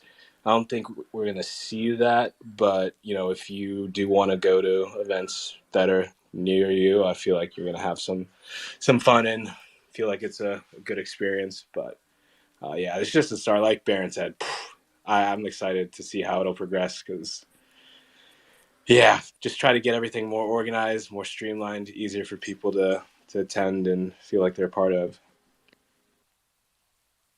Cass, can I ask a question? Just kind of what we were talking about earlier.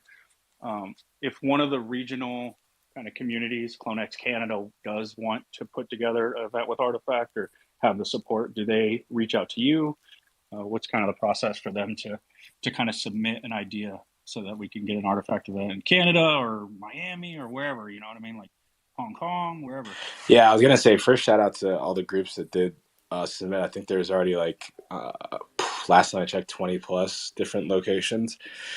And that's like all across the world, which like is really cool to see that there's a lot of different people that want to try to help create things like this. So yeah, there's a Google form in my bio. Just hit that link, fill out the questionnaire. Really kind of straightforward. Some of the stuff is guiding what like the ideas might, like what we might like to see, just because it makes it easier for the whole experience to be crafted. But I'm always here to talk about that stuff. And I think one thing I wanted to say before I jump off and make sure my wife doesn't hate me for this 24/7 kind of job, but The stream, I feel like, is going to be a little less about alpha from Artifact and a lot more about highlighting the dope people within our community. Like the core of the whole concept with like the Murakami pill, it started out as exactly what you're seeing is just a way to reward people. I think and I'll probably say this on the town hall as well, but I think there was discussions even at one point. I'd seen somebody say like, why wasn't it like just a random raffle? And we just thought that it would end up potentially being a bad deal if it's like, one goes to an inactive wallet, one goes to some person who's like a known scammer, and then one goes to like, I don't know, just like somebody that we all like. We finally like, oh, well, at least we got it to one good person. But it's a super cool opportunity, and I think that's the best part. Like digital rewards, if they are valuable, then like let's make sure they get to the people who are really in it and have been building alongside this. And same thing with the other categories. That's why it's not just 3 people that are going to be highlighted, because there's a lot more than just 3 people who've been doing crazy, amazing stuff, and it was impossible to look through all the nominations and like settle on just 3 people as like representatives of what is an amazing like dope community. So I'm just like I said, I hope it's one of those moments that people don't see it as a damn I missed this, or damn it should have been me. I mean, shit. I think I was talking to Dre like maybe like an hour ago or some shit, and I was like, because he asked me a similar kind of questions, like, you worried about what people are gonna say? And I was like, dude, you can talk about every Grammy, Emmy, Tony, Oscar nominee. Like, there's always gonna be somebody out there who's a little salty that they didn't win, which like that's fair. And I feel like what the process was this go around was a lot of, who is a good representative of what like has been like a builder and somebody really putting in time and doing stuff in the community or whatever facet, as well as who hasn't been rewarded in the past, and who might not have some surprises coming in the future. And that's the big thing is like you don't know what you know until it happens. And sometimes for us we have things that we try to plan out and ideas that we're cooking up and getting ready for people, but it's just best that they roll out when they do. And I think this is one of those ones where I saw some people waiting on the Murakami pill updates, and it's just like I was foaming at the mouth because I want this to be fun for people, and I think it will be. But I'm gonna stop rambling because otherwise I'm gonna be divorced. No, dude, I appreciate you, man, and I think that you guys really, like Baron said, you guys chose to do it in a special way instead of just posting it on the timeline. You chose to do it like an IRL, like award kind of ceremony, along with like a live stream. So it makes it a lot more special, and I understand why there was a wait, right, to get venues and get dates and everything. So it makes sense now, and it all checked. And I'm glad the information's out for everybody. If you guys want to ask Cass more alpha questions, do it on his town hall later on Friday. No alpha questions here. Just grill him at town hall. Like that's the way. That's the place to do it. Oh, bro, I love it. I get my corporate correspondence suit on because some of y'all come with the questions that I can't answer. Like 1,000% no, I cannot like dive really deep into this rabbit hole.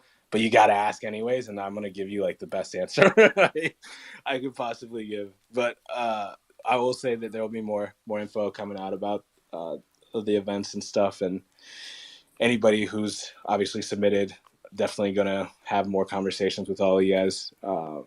Yeah, it's just super cool. So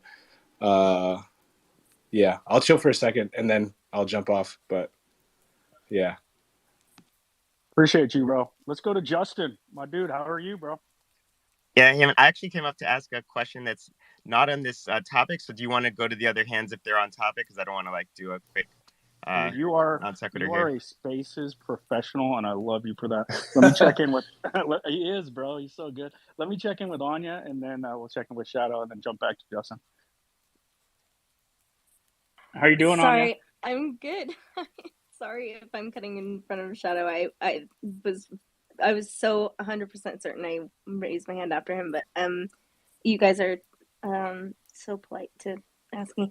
So I was just going to add to the whole conversation with the activations is that if you in like the questions in the Google form, it like asks you like which community you are like from, and some of the examples are like CloneX LA and CloneX, like the some of the existing ones. If you are not yet like an official or unofficial community as it is, it's okay to fill out like the location, like where it is as well, because I think I had somebody approach me in the DMs and was like, hey, like can we still like create one even though we're not like a CloneX like official yet? And I was like, yeah, 100%. And everything. So, and I'm really excited for sorry, we're wrestling babies at bedtime right now. So if sorry. I'm rooting for Texas because I missed their Cinco de Mayo celebration, and that one was really fun. sorry guys. And then I lost my train of thought. Okay, I'll come back to You said later. you wanted to go to Texas because something about alcohol and Cinco de Mayo and something like that. No, I was just saying. I was really excited about Cinco de Mayo, and I was hoping I'd be able to go because that group is so fun, and I know a lot of them, and quite a few of them are undoxed, especially, and they've been around in the community for a long time. No more tickling. And anyways, I hope that Texas comes out and does something fun because they have a quite a big group over there, so I'm rooting for them. But and Utah, I think we're trying to organize it around the same time that the January, February is the festival. What's it called? The one where they do all the movies and everything. Sundance. Yeah, there we go. Sundance. Sundance. Yeah, we're looking into that. So hopefully we'll be able to organize enough people to help with that. Besides just my lonesome. Yeah, I know. I'm hoping that we'll show up and if anybody's on the fence about it, like go for it, fill it out as to the best of your ability, and we'll fill in the gaps. In the community if you guys need some help organizing like a little corner of fun. Think about how fire this will be, man. I know I was talking to the homie Outlaw about I don't know if it's Outlaw or Law, but I was talking to him about doing something in Texas just because of how it could coincide with South by Southwest, right? And think about it from that perspective. If we can have events, artifact events that coincide with huge activations like that, or super dope things like Sun, whatever it's called, just call I'm having a brain fart in Utah. That would be fire. Sundance. I just Sundance. did the exact same thing. Yeah. I'm about to say sunrise. Yeah, Sundance. Like that. I would love to go to Sundance, right? But then love to go to Sundance with the homies and us have our own situation there as well. So think about it from that perspective. If you have something in your city that you enjoy or you think is dope, like Kiro's talking about that art activation, throw it up for that. And it will be great. That way people can enjoy more than one thing simultaneously while coming together and having an IRL community event as well. So that's just a suggestion and a hint on how we can make this a bigger and better tour. No, I'm coming to Texas and I'm coming to Utah. Utah was a blast this year. I had a lot of fun. CloneX Utah. Shadow, you're in Texas, bro. Get plugged in. Oh yeah, I'm in the group. I already put in there. I said, yo, Texas CloneX event. There is a lot of people in the Texas group, but I mean, Texas is huge. But yeah, man. Look, Cass. He ain't even here no more. Oh, there he goes. Cass, man. He knew Look, he knew the alpha was coming. Look, man, I'll be your Huckleberry, man. Y'all come down here to Texas, all right? We'll get y'all settled in nice and tight. And no homo though. But yeah. I'm gonna say I'll be your Huckleberry, but you gotta pause. But hey, if that's your thing, it is what it is, bro. Look, H-Town, you know where it's at. We got Sneakerhead Sneaker Summit. I think that's what they call it in downtown Houston. Happens like once a year. I don't know when. I think it's in October though. But no, yeah, I was just gonna advocate for the Texas people. I mean, hey, it is what it is, man. I guess what the real takeaway is, if you got I would say more than 2 people in your state, you need to be doing the best you can to organize and get y'all together and reach out to Cash, man, because they can probably stop by for a weekend and everybody will pull through, man. I guess I need to set my vacation days aside because it sounds like I'm about to be going a lot of places this year and next year. So Yo, yeah, yo, Cass, Texas, come on hit down. me. Whoever's CloneX Columbia, just like tell them to plug me, okay? And we're gonna talk. Hey, yo, I'm trying to go to Colombia. I'm Me saying, bro. too. There is a Brazil, CloneX Brazil or Colombia. I saw a group, bro. They're on a Okay, different plug timeline. me, and we're gonna work with the plug. I could have sworn I remember one, man. I follow like a CloneX Dubai. Like we have communities out there. Just, bro, I'm going to all the events. It would be crazy to actually like be able to pinpoint on like a map where like every clone is, you know, to see where a majority of the clones are. Like obviously it's probably going to be the states, but it would be interesting CIRL. to actually like see the Bro, visual it's map. probably not the States. It's probably Really? not the Where do you think States. it is? Where do you think Like, majority of the clones are? I think it's They're all in China. St. I Louis. think it's China St. because Louis. even China has the biggest like Bored Ape holder like community too. I think LA, and then they said China was huge, so that's why they're doing it in Hong Kong because there's a I guess huge community out we'll there. see like at the amount of turn up, right? Which community is actually like active, strongest, and like you know.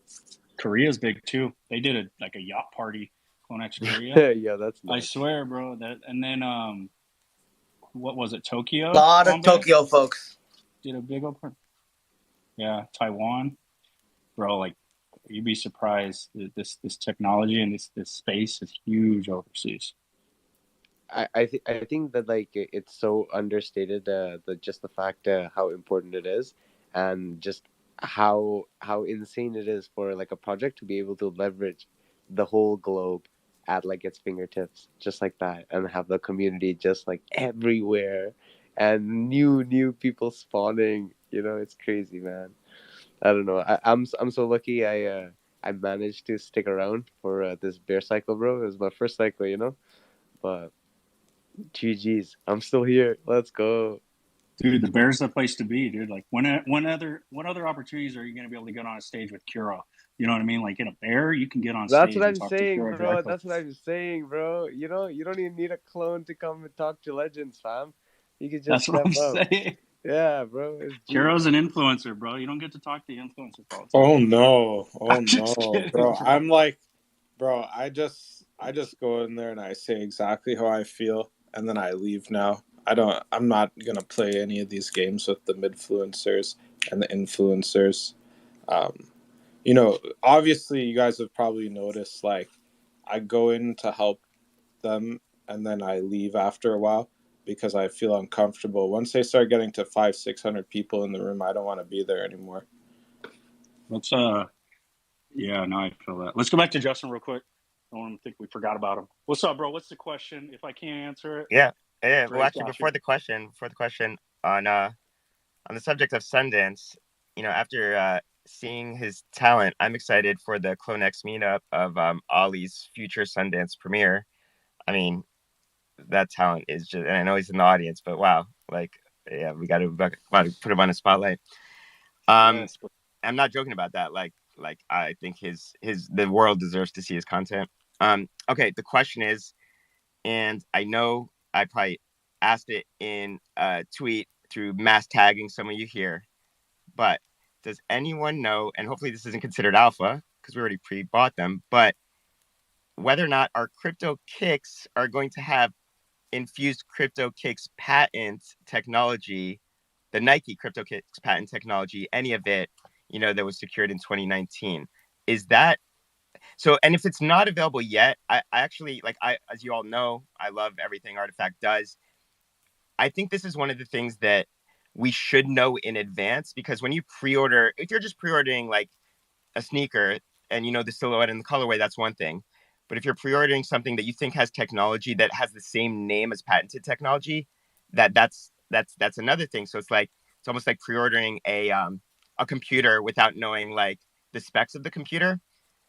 Just so you all know, like I've loaded up on those because I'm huge into art and technology in the intersection, hoping that like I just want like I think these are going to be as maybe historical as the 85 Jordans, right? And so with that, does anyone have any information on, even if it's not all the aspects of the patent, because most products don't include every single aspect of the patent's blueprint, but will it include any of it? So there isn't any information out yet on it, but I'm sure we will get a whole like detailed like post or more of a lookbook with information on what's inside. Like I doubt the auto lacing technology is in there, but the other technology you're talking about, the stuff that is in the CIRLs, I would like to see that in the dunks as well. And I agree. That's the kind of stuff that you do want to know beforehand. So no, but nothing's been said about it yet. But we do know that the CIRLs, and that's what Justin's talking about, right? No, I'm talking about the dunks. I'm talking about the dunks because the Oh, dunks the are, dunks. and it can't be just. I wouldn't think it would just be coincidental that the dunks have the same name that is referenced in the patent, like that, Justin, like I think specifically the crypto kicks. we're all on the same page, and Artifact is now leaning into, like, they've got their feet underneath them. They're organized in a fashion they never have been before. They're also more well prepared to share based on what they're allowed to share. And I would fully expect to get a more detailed rundown on that shoe. When Zap was releasing those photos and the other photos came out of the prototype, he said, I can't wait for you all to see the final product. In the way that he said it, it seemed like it was ready, which means that I think that they'll be prepared to say, here's what it is, and then the purchasing will take place, right? I don't think that's that's where I'm prepared to be at, is like to say, because they waited on this shoe for so long to bring the heat, to bring all the tech that they want to bring, as much of it as possible, to that shoe. So I think we'll see some of the tech in the CIRLs that came out, those crypto kicks that are being mailed out this month. And then we'll see potentially the same and even more in those dunks. But we don't, there's no official information on that dunk shoe just yet. If your question is have you missed anything? You have not. You have not missed a post or any information. And I'll be sure if I see anything, I'm gonna send it right to you. I'm just gonna DM it to you from now on. I know that. Yeah. I got you. Well, and think Cass, about it I know this you're way, up here, Justin. So feel free to say anything you'd like to share as well if you want. Think about it this way, Justin. We just now found out and saw the prototype as a unit, everyone in unison last week, right? So, what's that last week? That's wild, man. This Web3 time is crazy. It's like last month or last year. No, I'm saying the actual physical shoe. Clegg put up that picture of the prototype. What was that, last week? So in same Artifact fashion, they always under promise and over deliver. So I would say just listen to that and keep that in mind. And it's always a surprise with every delivery, every single one. So like you said, it's too much of a coincidence to have the same name as a patent. And not, so just follow the breadcrumbs like usual. You know what I mean? That's all. They always lay the breadcrumbs out for us to follow, and you just got to follow them, and you end up hitting them in the first place. And remember, it's international shipping on the dunks, so we ready, baby. Hey, man. That's a fact. And check out that the pin post too. I don't know if you know anything about that, Justin, but I put up there just for you. I don't know if you saw that yet. So this is something else for you to ponder about as well. Something else to get the giblets going. Hey, man. Nice. Yeah. By the way, Crow, thanks for pointing that out, because now, since you're going to be able to get this, I'm expecting that, given these sneakers are going to be able to like track our exercise, that you're going to be keeping up with like Dre's 700-mile bike rides and all of that in Canada. So, bro, I just got a bike today, a new one. So he bought an electric bike, Justin. I wish that would have been the smartest thing ever. Oh man, he's going to just start posting up like 100 miles. Do anything. And we have no idea that he's got an electric propeller that's pushing I actually use an electric bike a lot around town, so I'm not gonna shade that.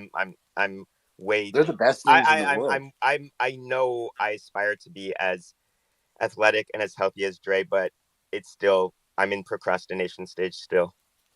It's only one way to do it, man. One foot in front of the other, right?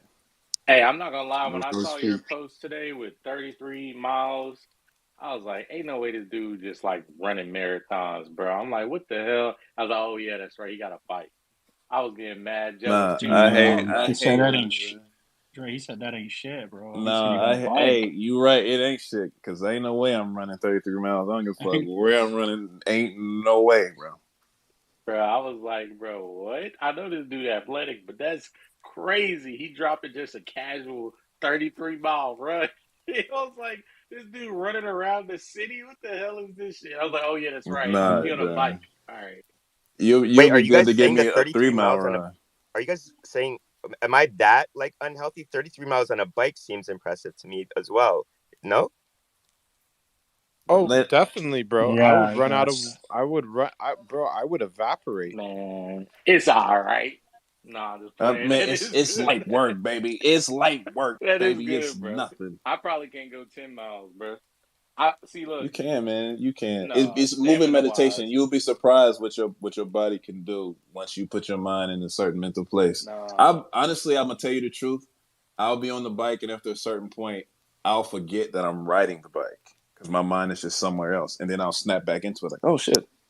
You know what I mean? Because you have to keep the mechanics down. You got to shift the gears depending on the terrain and the climb and the grade of the climb and how fast you're going or how slow you're going. But then your mind just goes somewhere else.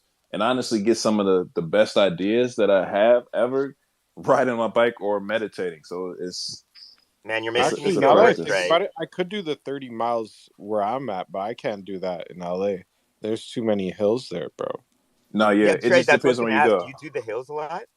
Well, where I live in Los Feliz, so I'm over by the observatory, so it's nothing but hills and shit over here, right? So when today, I rode with they're called Pandas Ponies. These dudes are stupid dumb fast. I'm talking about like on a flat land, they doing 25 to 30 miles consistently, like 25 to 30 miles per hour. So they just go like a fucking car. Wait, do And you then do some of those? Wait, okay, in that part of the area, I'm for those who aren't familiar, like I'm scared to drive on some of those streets. Like it literally feels like you're driving on a roller coaster. You know, yeah, which like in Silver Lake and yeah. Los Feliz, you bike those? Yeah, we that's where I was at today. I biked up the hills, went to the observatory, biked through the park. Yeah, I mean that's what we do. But for the most part, when I'm riding like 30 plus, I go down to like Morena Del Rey. I'll hit PCH. I done hit PCH multiple times, and No, you do know, not. Please do not do. That's crazy. That's crazier than the roller coaster hills, dude. There's no bike lane on PCH. I know. A car like not paying attention looks down at their phone. Yeah, That's you have no control over that. it's between me and God, baby. You know what I mean? But it's been multiple times. I would tell you this: the people that I rode with, that I learned to ride with, my second time on a bike put me on PCH. It was trial by fire, literally. So we've done it to the point where I can understand what to do, how to do it. And plus, you got the computer that lets you know when a car's coming and all of the above. But yeah, man, we do all of that stuff. Wait, but is part of so I'm curious, is part of that the adrenaline rush? Is in like the same way people get adrenaline rush from like bungee jumping? Like the rush is that there are cars just speeding right by you? Part of it is just I would say hurry up and get off this damn road. So go as fast as you can to make sure you can do that. You know what I mean? That's the part that gets you going. And like I said, Yeah, on I flat do land, that. people 30 The miles way per I address hour. that is I avoid it altogether. Yeah. Yeah, I know a lot of people do, but it's fun, man. Like bombing down Temescula to hit Santa Monica to hit Will Rogers Park and ride along the beach. Like it's a lot of beautiful experiences that you can only have either on foot or on bike. Driving through the Palisades, looking at those homes, seeing the sunrise over the ocean. Like it's just a beautiful time all together. For sure, which dude. have you Look, my one of my I used to do this a lot. My favorite, very very much more chill than what you're talking about, is the Marina to Manhattan Beach bike path. Then lunch and drinks in Manhattan Beach, and then biking back. Which always, even though after drinking and eating, feels faster than going there, but at a very very like beach kind of cruise speed. Yeah, no, we'll start off in Playa. We'll go all the way up. I'll drive past Cass House. I drive past Cass House damn near every time I'm down there. Sloop back around, go down to we'll take where we go to the Palisades. We'll go to Rancho Verdes, do the switchbacks. Like we everywhere, man, everywhere around there. Go to Brentwood, go through Bel Air, doing the rolling hills, the Bel Air, Beverly Hills, like all around LA for real. But yeah, Right. jump on Do a you ever bike, man. One do foot in you, front do of the you other. go do bikers go up Mulholland's or no? Oh yeah, all the time, bro, all the time. It's crazy up there too. It's an experience, man, but it's a beautiful one for real. I would Yo, say that. Justin, did you get any of the season 1 merch? Yeah, but all of my merch gets sent to a mailbox, and I haven't had a chance to pick it up yet. I was gonna go today, so I'll have to get it tomorrow. But I actually got a bunch of it. I'm like I select not based on just for all of you know like rarity. I go based on like the style that I like, and my favorite style out of that whole season 1 were the robots, and so I'm awaiting all of that. I'm actually curious what like the pants. So is it what people expected? Is it better than expected? Yeah, It's that's hard where to I was tell kind of on going. picture. That's kind of where I Justin, want bro, to you Better. gotta see my It's like video I posted, bro. The pants was next level joints. they're It's my insane. pinned And tweet, so by the what's way. happening? So here's what's happening is they had all this stuff laid out for us in Miami Art Basel. Okay, about a year ago, well, a little less than a year ago, and we got to look at like what the gear would look like, and they sent out the items that they were happy with, and then they basically it looks like they told them to go back to the drawing board on a lot of the items that just got shipped out now, because from what I saw in the store there to these remaining items, the items that have changed for the better. The attention to detail is absolutely insane. They have like the metal on here is like it's got weights of like how much I can carry on this belt loop. I've got the belt itself looks like carbon fiber. It's all these metal clasps. It's got silk like liners over the zipper so it doesn't rub your legs the wrong way or like catch any hairs on your legs and like pinch you. And then like I haven't really ever worn like tech shorts before, but I find myself I'm living in these shorts, man. And so that's kind of where I was going with that is once you see like what they did with the season 1 apparel, I don't even want to call it merch because it's high quality gear. Um, I think that what it does for me is it gets me so comfortable over what they're really good at, and that's shoes. Like these guys are so passionate about it that they won't stop at anything but the best, and they're not going to rush it if even if it's at the cost of short term volatility and FUD on their project. Like they're not going to just send it out, and that's why they waited with this second batch. And so, yeah, I quality is in the eyes of the beholder, but I am floored.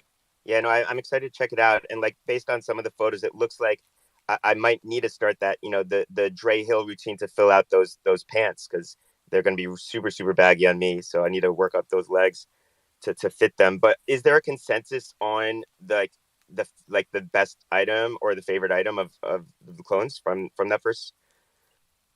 It's been a mixed bag it depends on who you ask, because they're like the reptiles have been very big on their pit jackets. Like the pit jackets have probably been the number one item out of like the reptile collection. The like overall out of all the DNAs, it seems that the pants have been the like largest, happiest. Everybody's been really, really happy about their pants style. Nice. And I mean, each of the DNAs, you have like the little patch, that like goes to, if you got an angel, it's got the angel patch. If you have a Murakami, it's got the Murakami patch on the pants. If you specifically got it like for, what your DNA was, which is like just absolutely sick. And then I think everybody's been really happy with the drip merch, because the flower sleeves are all cut over a big pattern, and so everybody gets their own like unique design on the flower pattern with the sleeves. Like nobody's got the same sleeve pattern on their hoodies or long sleeves or short sleeves. So those have been like really, really popular and very well loved with this whole batch that's kind of gone out now. And I think we're getting more batches that are going out maybe next week or so. But yeah, fantastic.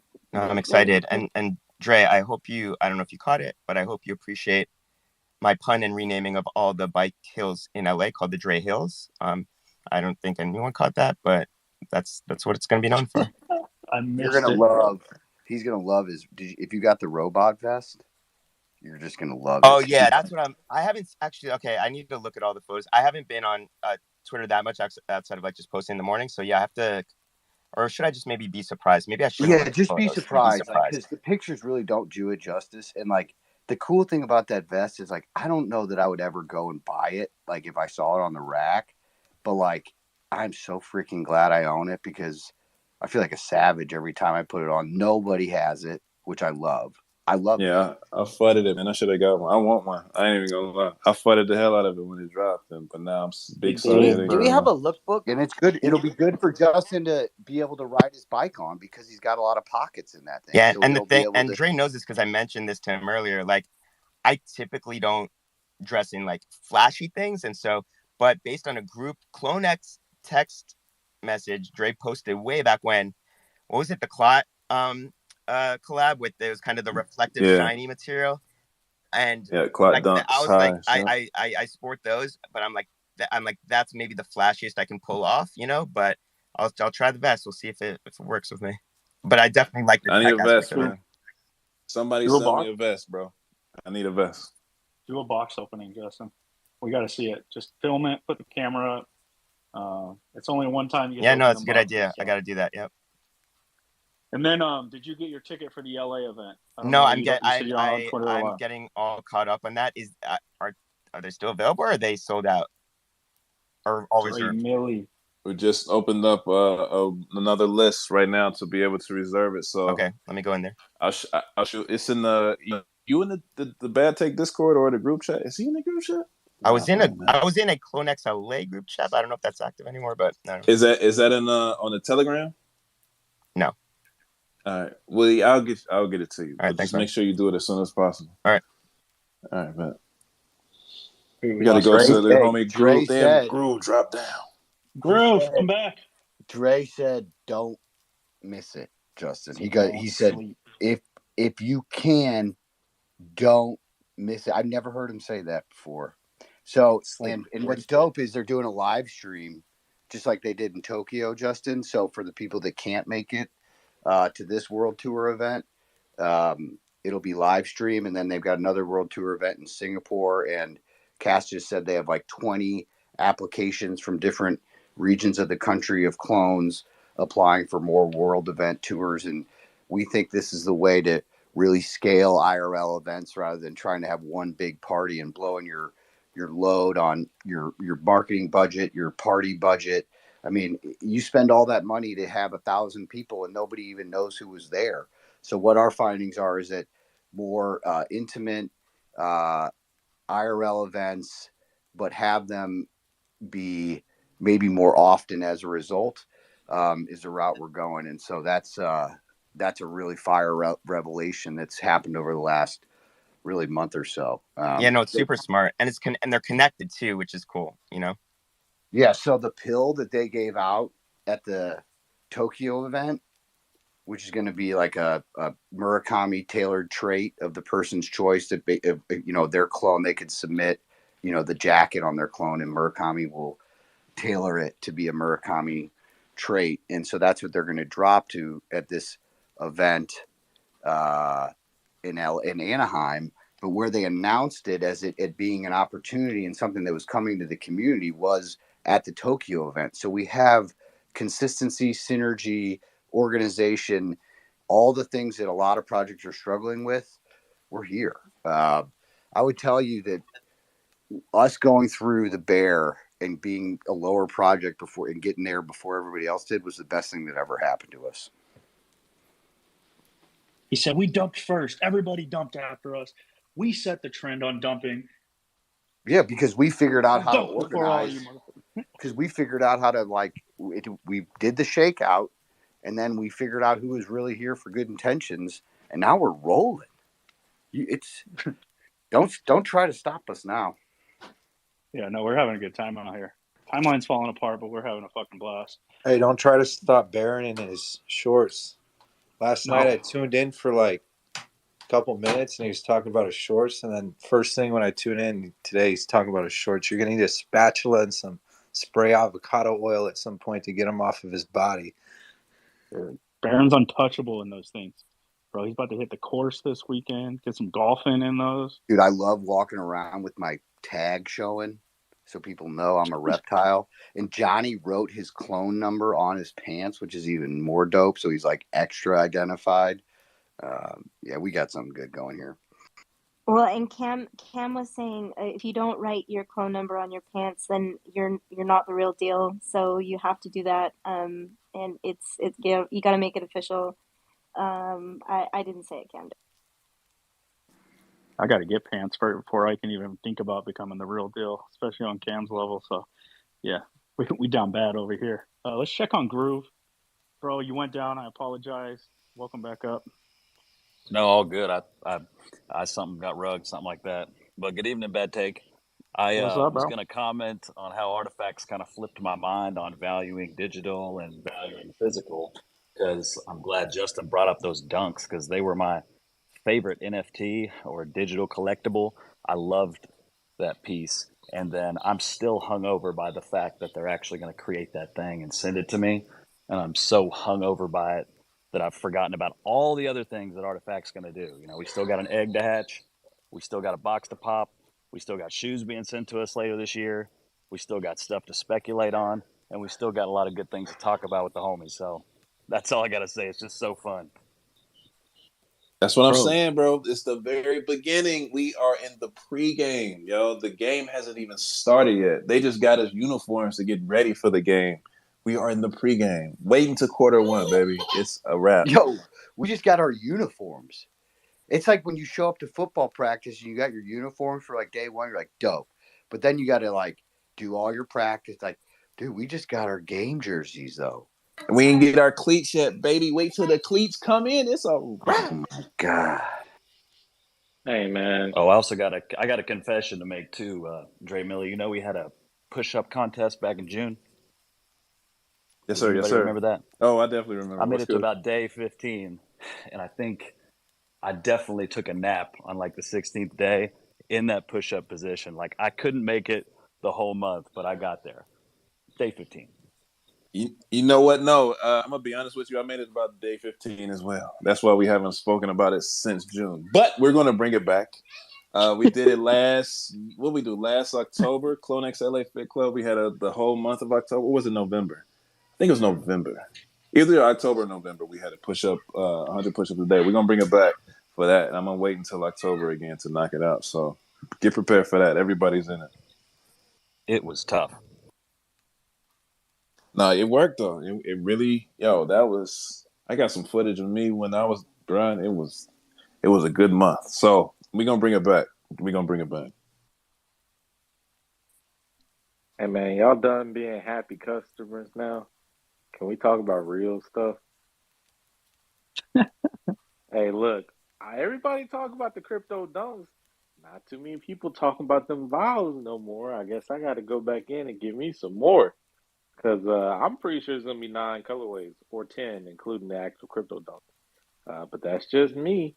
I mean, if we think just a regular, what would be called, the Genesis type of crypto dunk is cool, what is the other 9 going to look like, man? That's what I'm most interested in. Because I got to be Yo, honest. you think? Wait, you think there's only gonna be 9? I mean, okay, let's back it up here.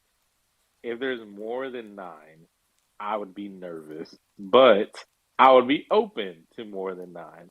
I think when there's a lot of options, that's when the stuff starts getting crazy. But I've heard that Vials or colorways? I'm talking about vials. You think there's only going to be 9 vials? Hundreds. No, I'm talking about types of vials. Yeah, hundreds. Because they're going to be creator vials. There's going to be all this stuff. Yeah, but bro. I can see. Okay, I see what y'all are going with now. I was hella confused. I was like, "We mean hundreds of vials?" Yeah, I mean, I'm not gonna be able to participate because I'm not artistic, but I will definitely be buying some. Can we buy these vials? Like, do we even know how this part of the thing's gonna work? No, we don't know. We're just speculating. Okay. Hundreds. Hopefully, I can buy them for people. That'd be cool. That'd be cool, actually. Hold up. We Wait, like, somebody put up Johnny's vial at the top. Somebody just put Johnny's vial on the timeline. They like, bro, all the creators all have kind of created their own vials and speculated that they're dope, dude. hey, But yeah, it's all speculation right now. would y'all be down for something like that? Like, I'm thinking like, community upvotes, like some vials. Vials get picked, kicked back to the creators, and it kind of like drops like an actual drop, and you can just go buy whichever vial you want and forge that one. And it's only It's available happening. during the forging period. What? No, we hate that. We hate our creators and we hate supporting Oh yeah, their you're stuff. Of right. course, we My fucking bad. want that, bro. Hell yeah, that would be fire. I don't want a Johnny Vial no more, bro, or a POV or an Alley Vial. I mean, who in here really wants an Alley Vial, bro? Come on, man. No, I'm just joking. Yeah, that'd be awesome. Uh, to me, man, it's growing on me. I would say the vials, the shoes, and what's funny is you guys haven't even got, you guys haven't. Well, I guess you got those, or those are out of the shoes that have been recently available. You have not gotten not one shoe yet. That's Yeah, space strips came out. Some of us got space strips. Well, yeah, that's what I Not was me saying. though. Other than those, you guys have not gotten one other like actual like AF1 or Jordan. Well, we don't know about Jordan yet, but I'm sure that's gonna be coming. Or Crypto Dunks or Air Maxes or any other historic kind of, you know what I mean? Like that's We got some crazy. socks. Y'all got stocks though. You got that. It takes a little foresight and it takes a little bit of vision to kind of understand. And I got to thank Dre and the other sneakerheads in here for kind of teaching me. But it takes a little foresight and vision to understand what is coming. Like, sure, the Air Force Ones and the CRLs aren't here, but we've seen them. I got to touch the CRLs. I was in Miami when they had all the samples there.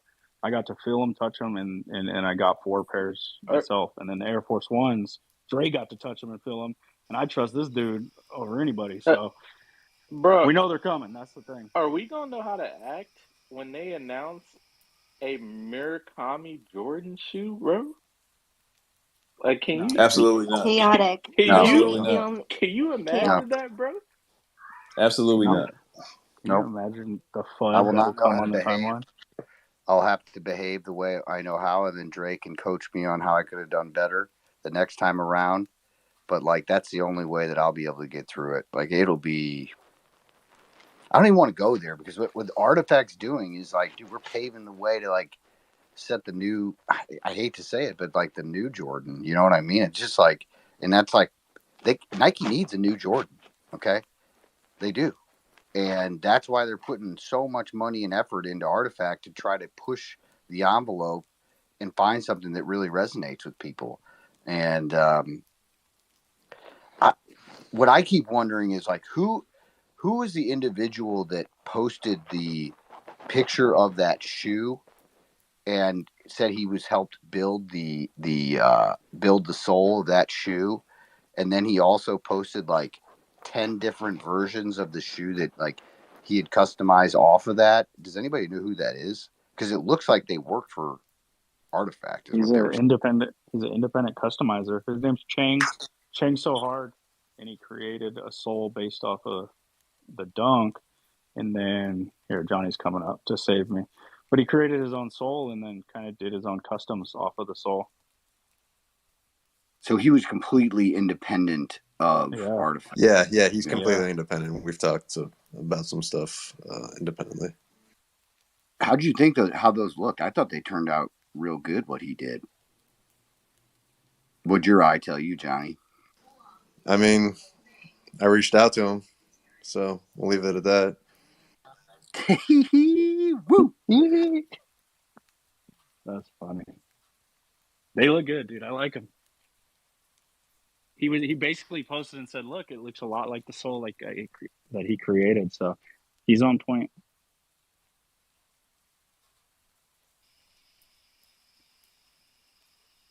Who is that Johnny, outside?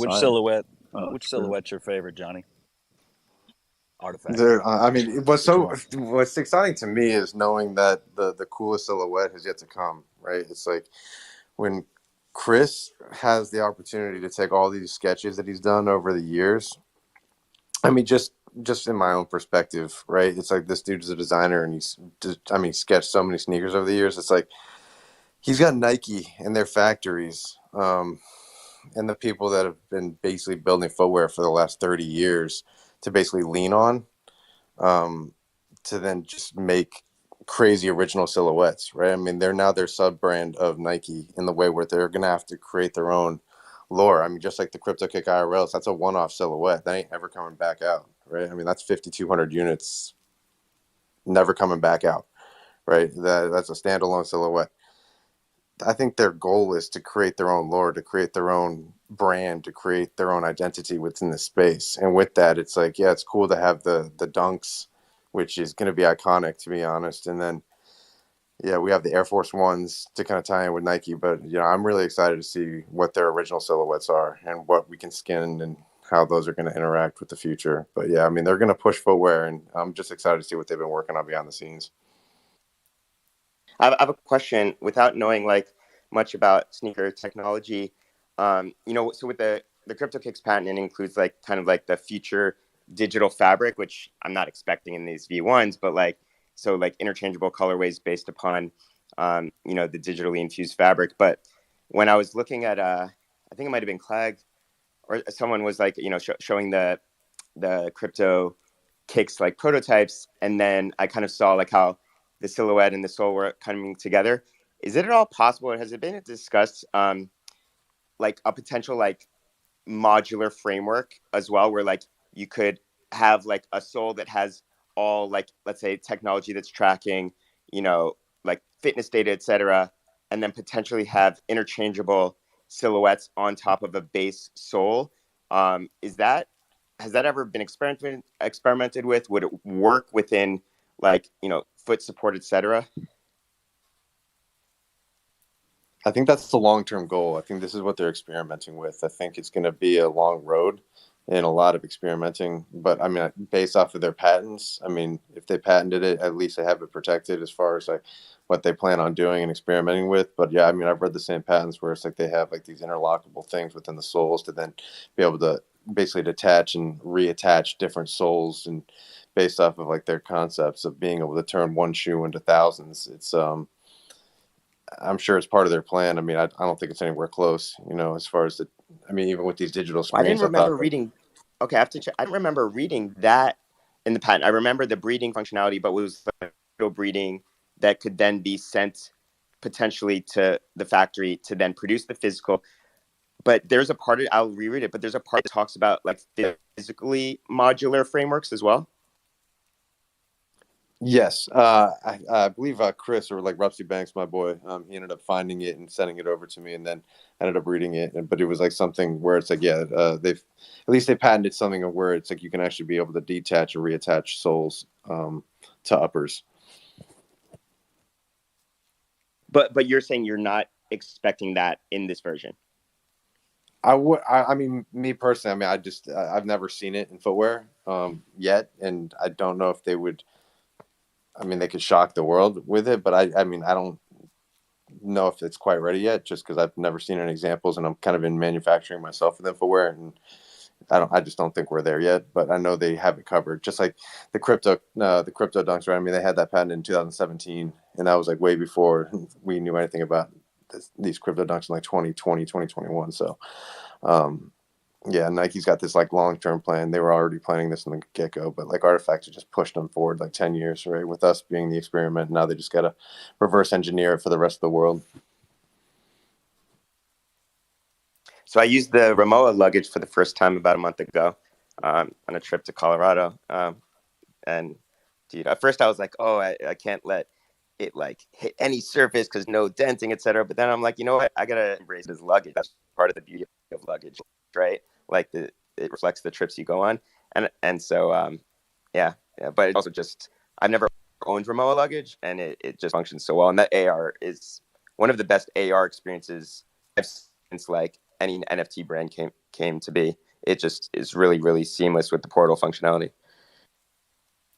Justin, were you carrying over the blacktop and like making sure not to roll it on concrete until you got inside Oh at yeah, first? man. Yeah. And yeah, it was actually so it was the first basically the story. So I have cousins who live in Colorado near Boulder, and my parents live in New York. I'm in LA, and so my parents, who now have traveled to every single state in the country together, and they were flying into Colorado, and then we're exploring the national forest, et cetera. And so I was like, you know what, like I'm gonna do a kind of a working solo road trip, and just because I wanted to kind of explore through Utah and also parts of Colorado, and so I met up with them after kind of driving my own, and so I was able to keep a close. It was snug in the trunk, and like didn't have to take it out too much except where necessary. No, but in seriousness, eventually like I was just like, you know what, I had to get used to the Rimowa uh, uh, buckles. Like that was like a little challenge at first, and I thought I was gonna break it off at one point, but then I got the hang of it. But I love it, man. I love it. Yo, Drake couldn't just have it regular custom. He took it down to the remote shop and they jacked it up on a jack down there and put new wheels on it, new rims, new wheels. Like he got custom wheels on his custom suitcase. Like, bruh, can you believe Wait, by this the way, guy? was there was one version of it where there was an extra? I didn't get that one. I guess there was an extra item. Is that right? Yeah, the really expensive version got a crossbody bag, a remote crossbody bag, and then like a special note as well. We only So when, seen one of them on the timeline. Those are whales Yeah. that we don't know. so Justin, when we minted those bags, it was a random as to which one you ended up getting, and the most rare one was I think it was green, and that's the one that had and there was very few. The count was low on it that had dust bags, baby. It's the biggest dust bag I've ever seen. Very flex dust bags. You know what?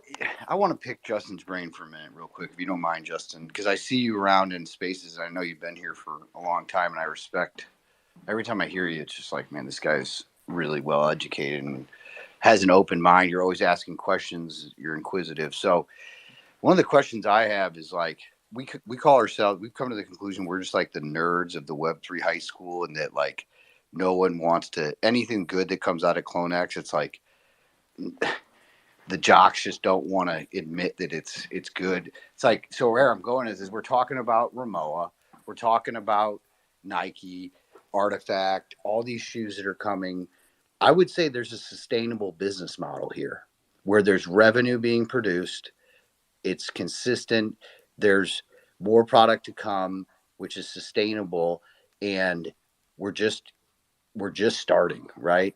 Where all these other projects are like, we need to figure out what the revenue source is. And all you hear about is how Pudgy Penguins is the only one that has a good revenue source because they have toys that sell, in Web 2.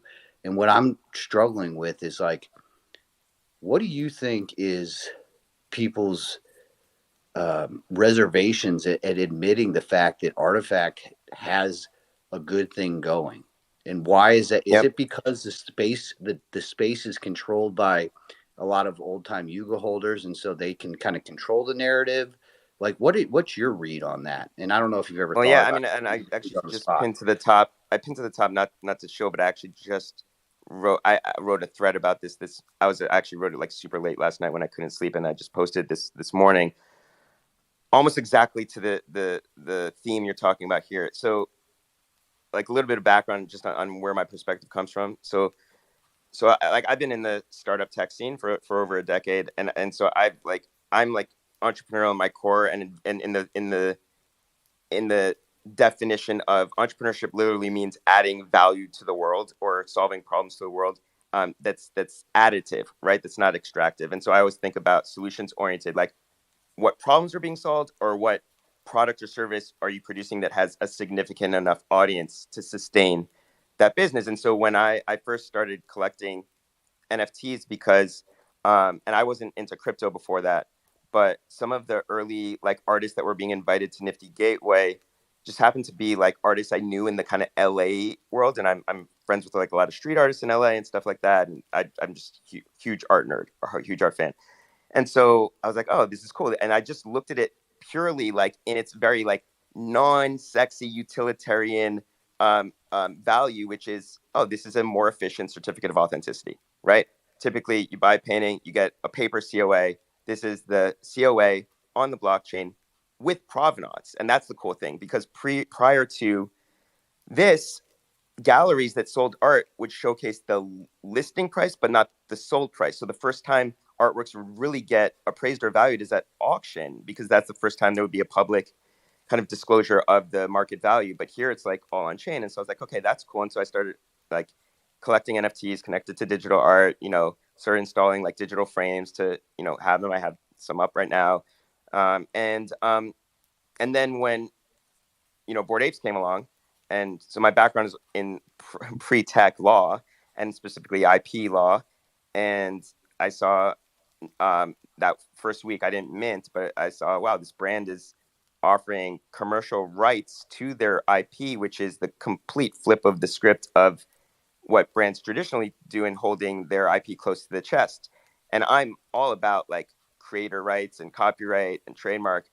And then I was like, this is brilliant. It's like stopped me in my tracks. I'm like, this brand, if they solve this problem, will create aligned interest between community and company in what I consider like a new, like sharing economy, in the same way that you own a house or a car, and you can now, when not personally enjoying it, make additional income by, driving, connected to Uber or DoorDash, etc. Well, now you have digital IP that when you're not personally enjoying, let's say wearing it as a PFP, you could create commercial ventures around that. And I was like, that unlocks massive alignment. So I started collecting Bored Apes at that point, just the ones that I liked, that I knew eventually I would potentially use as part of like, something within my company. And I've been running an augmented reality company for the past 5 years. And so like I got the robot eyes and all of that, right? Okay, so now I love sneakers, right? I'm not like a sneaker collector in the sense of like the rare sneakers. I don't flip. I just buy certain silhouettes that I love, specifically Jordan 1s and SB Dunks, right? And so I'm so like Nike's obviously my favorite sneaker company, and I saw about Artifact. I didn't get in on all the Artifact like earlier stuff that they were doing, like with Fuo and Staple and all that. But when the clones came around, I'm like, all right, this is going to be their core IP, and that's what I always like, try to get the core IP, and then the other stuff I sometimes keep if I'm into it. Like I'm not a big gamer, so I actually sell a lot of my Yuga gaming assets that we get. But I knew this was going to be the core IP, and so collected clones. And then fast forward to today, and to answer your question, so I'm still uncertain whether most people who are not taking the serious brand seriously are just are doing so because maybe they lack a certain amount of experience or knowledge about how like sustainable lasting businesses are created, or they're pushing a narrative that just supports more short-term hype plays. But what I clearly see happening, and I think most serious people clearly see this, is there's often short-term strategies are antithetical to long-term success, and vice versa. Often long-term strategies are antithetical to short-term hype. It's best when hype follows actual sustainable and significant value created in the world, whether it's like content that gets hyped because people love the content, or sneakers get hyped. You got to remember, right? Nike, like if everyone, if they didn't know the story, now knows the story through Air, was not a hyped brand, right? They became hyped because both the technical quality combined with Jordan, right? And then hype followed. And what I see now is a lot of just short-term vision leading to what I think is going to be the destruction of some of, and I'm not just saying 99% of all NFT brands are going to like shutter or shut down. Like I'm talking about some of the quote, within our world, household names are not going to be around, while there are going to be some surprises that are just businesses that have just been heads down and focusing on building what I call, what is very like the simple formula of business that has not changed from Web 2 to Web 3 and before that, It's a simple formula that's very difficult to achieve. Build a product or a service that enough people want that sustains the business. And obviously, Artifact and Nike are doing that. Whether it associates with like pumped up NFT floor prices now, like no, not that's not necessarily in alignment. But I don't think that that matters. I think if like we're getting a collector community of people who are passionate about either wearing or creating or both, that's when the rest of the world will follow. Because what I see is like, and I don't speak, I try to make it a policy not to speak about any individuals or projects, but just more general themes. What I see out there is that there's so much focus on today's short-term pump and hype cycle that effectively the market that that company is trying to create will be alienated, meaning like the 99% of the world who have yet to touch an NFT based on the community they're curating and cultivating today. And that's like a huge miss, right? So Artifact, so in that like there are 5 companies that I'm like, I just look at their business fundamentals, full disclaimer, but because I'm so bullish in them, I have collected all of them from day one, and including like the B2B one, Arweave tokens. But I look at those brands and I'm like, the founders just get it. They are not creating something for short term, they're creating something for long term. I mean, Artifact, we can clearly see that they're building the future of physical digital, right? That is, and they are, and that's obviously going, I think most of us would agree, put aside NFT, that word and the jargon and all that, that is going to be a major product line, probably will eventually surpass just physicals alone. But you have another great example. Actually, today it was like this is the perfect kind of summary of it. And I tend to be long-winded, so cut me off at any time. But this is the summary here. So there's a very close friend of mine actually involved in NFTs, and I usually actually love his takes. Um, After I posted this, I mean you can see who it is because like he comments on it, I comment right back to him. He's like, Justin, like you're the only person who's ever mentioned like pool suite. Like, what's up with that? And what are they? And then it just so happens that today is the day that there's massive articles about Kim Kardashian, like being a huge fan of their e-commerce products. And yesterday she posted it on IG. Today there's these articles going around how she loves their e-commerce brand Vacation. And I just responded. I'm like, in the echo chamber, maybe people aren't focused on it because their floors don't pump because they're not building something to pump short term. They're building something that is supposed to be sustainable long term. And I just said, maybe people here aren't talking about it, but and I just posted the link to the articles. And what Kim K's post was, I'm like, way more people are talking about it than just the echo chamber. So I think we have to remove ourselves at times from the echo chamber. I have the luxury of being in a world that's like not like I don't, first of all, I think the term Web3 is fiction. I think the term Web2 is fiction. We're all on the most decentralized protocol in the world. It's the internet, which is more decentralized than the actual blockchain itself. And it's the web. And I just view blockchain and NFTs as an added tool to our box of technologies that we can incorporate into our brand if it makes sense to add value. So people talk about people coming into our space. Like, how territorial and cultish does that sound? It's not about that in my view. It's how do the tentacles of the technology reach into brands, creators, individuals, reaching out rather than coming into a space, in the same way that social media became an essential part of running a business in the marketing department.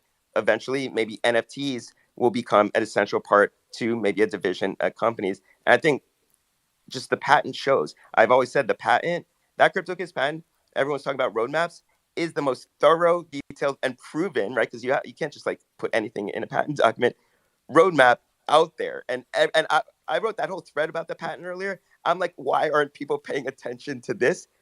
And again, I don't know if it's like just lack of experience or it's because people are just so focused in the short term. My co-founder always makes fun of me where I say this is the last thing about 10 times, but this really is the last thing on this part. I was thinking like the degen culture where it's like trying to make the quick buck in like meme coins or like just quick NFT flips, which is if you're basically making money based on a quote community only by leaving the community, that is some warped community you're talking about, right? But we're looking for new commercial real estate today. I was just looking around. I'm like, why aren't all these degens just going into real estate development? Like, there's a clear path to making money if they just learn that skill set. Probably much less risky, much more upside than trading meme coins or trying to pump and dump an NFT. I don't like if it's all about just the financials. Like real estate development's where it's at, right? Like I can, and I witnessed this over the past like week, and it's just I don't know. I think everyone's kind of looking for a lottery ticket, but that was a long-winded way of saying I don't look at floor prices except if they are like push notification through like Floor app and whatever. Um, because I'm not here for that because that is a world in which you're buying something based upon what you think other people are going to speculate on, and those people are buying it because they're speculating on what other people are going to speculate on. And that's a world where no one's valuing the intrinsic non commercial value of the product, the actual appreciation of the product, which when you have actual appreciation, that's when sustainable financial appreciation occurs. And I think we have it here in Artifact and CloneX. And I do think the other, those who are still around, I know like Doodle's pissed off a lot of their founders, but honestly, I support Poopy and what he said. I think he was misinterpreted. I wouldn't have said it in the way he said it, but when he said we're not an NFT company, he didn't say we don't do NFTs. He said we're bigger than that. The T literally stands for token. It's supposed to that definition. It represents something greater than itself. But here, people are valuing the thing that's supposed to be lesser than the greater. It's kind of upside down. But I don't pay attention to all that. And actually, I don't even spend time on a lot of those. I used to like be on Spaces and listen just because I love conversations. You can probably tell. But it's like waste of time. It's opportunity cost. Like better time spent in smaller spaces like this, or just focusing on my company. You know. You know what? Sorry, go ahead, Dre. I was gonna say, Justin, you made some great points there. You asked a question and answered your own question before you or after you I do that asked a it, lot. I speak to because myself. Yeah. you said that the people who are focused on this quote unquote Web3 sector are building for it and strictly for it, right? And then you said before that, you said Artifact is putting out information and patents that showcase so much more than what this Web3 sector is, right? And I'm paraphrasing, of course. And you said, I don't understand why people aren't paying attention to that. That's exactly why. Because the things that Artifact is building, the things that Artifact are doing, are outside of this Web3 box, and they're not necessarily here for that, stereotypically speaking. They're here for floor price go up. And 100%. they So want to be Dre, hyped yep. by those founders who create floor price go up. But like you said, in order, and with the point you just made about NFTs and the point you just made about Doodles, them saying they're not an NFT company, I think Artifact has showcased that. They haven't necessarily said it in those words because they saw how it crashed and burned for the Doodle founder when he said it. And it's so funny for me to say Doodle because I don't pronounce the L and it sounds like doo-doo. But that's exactly what this is. And we said this earlier before you were in the space. Artifact is creating in the Web 2.5 space. And I've coined it Web 2.5 because it's in between Web 2 and Web 3. So you given the answers to yourself with all the questions. You know all of these things too. And I think you understand that on that level because of the entrepreneurship that you have in your background and the wisdom that comes along with those experiences that you've already had. Well, one of the wisest people, I think, in the business world today actually just pinned a tweet that he shared based upon another wise individual that speaks exactly to what you're talking about. So I encourage people to read this memo that Aaron Levy, who's the CEO of Box, posted a memo that Mark Andreessen of A16Z, but also, Netscape founder, and they basically backed every single big company today, right? Google, all that. And it's so fascinating. It's 15 years ago because he's talking about the problems that quote Web 2 companies were finding themselves in, and you could basically replace Web 2 in that memo with Web 3, and it's the same thing all over again. So since most people don't read, I'm just going to read like a little bit of excerpt. He says, "What happens when startups start getting referred to as quote Web 2.0 startups, or for that matter, quote B2B startups, or quote mobile startups, or quote pen computing startups, or as being in the Web 2 B2B mobile pen computing quote space, is that trends are getting mistaken for markets and products." And I'm just going to fast forward to the end. He said, you can't build a company based on a trend. Trends are obvious, and there's no startup opportunity in the obvious. And I think people like that's why the post that I said, these 5 brands, at least that in my opinion are doing it right, they're not following trends, they're setting a path and a way of their own trend that are trying to replicate and follow, but that opportunity is not really there. You don't follow the trend. Trends are by definition not lasting, and those that set it eventually, they're not doing it because it's a trend, they're doing it because it's going to transform into something that's not trendy, right? That's just It's a sustainable in legacy. business as we know it. 100%. This is, and Jay-Z summed that up in an interview. He said, a lot of these young rappers want to be in the white hot space, but that's not what you aim at. You don't aim at being the white hot space. That's just a fake. That's a fallacy. You want to aim at being forever. He said, I don't want to be a trend. I want to be Ralph Lauren. And what he's saying is the Ralph Lauren brand is something that has withstood generations and is still going. And if you aim at becoming or doing things that become the trend, you have a lifespan. You have a time that you can own, and you might love it and take it to the next level in that time that you own, but it's not forever. And a lot of these Web3 companies, a lot of these Web3 projects, even some of the ones that we call quote unquote blue chips, they have become trends because they created they jumped into what was trendy. They rode the wave and integrated their project into the wave instead of doing what Artifact is doing, which is creating the wave. With the type of innovation you see here has never been done before. They are creating the next level. They are creating new models. They're creating new business platforms, new business strategies. So they create the trend, and that's what legacy brands do. They create the trend. They don't follow the trend. You can go buy some knockoff pants from a Zara that look like something that Ralph Lauren has created, that look like something Louis Vuitton has created, but they're knockoffs and they're trendy. So they'll only be good for a certain time, for a certain season. And that's the same business strategy, quote unquote, business strategy that these Web3 creators, quote unquote, creators have been utilizing. And that's why they die off the way that they do, because the people who buy into those projects feel like it's something that's new and they're hype about it because it's the trendy thing, but then they soon to realize, oh shit, what is this really doing? And where are we going with this? Nowhere. And then the bitch tanks. So you're saying all the same things, right? And understand the trajectory of things. That's why, for real, that's why you're here with us right now. And Dre, you underscored something that I didn't mention earlier, which is maybe one of the most important points.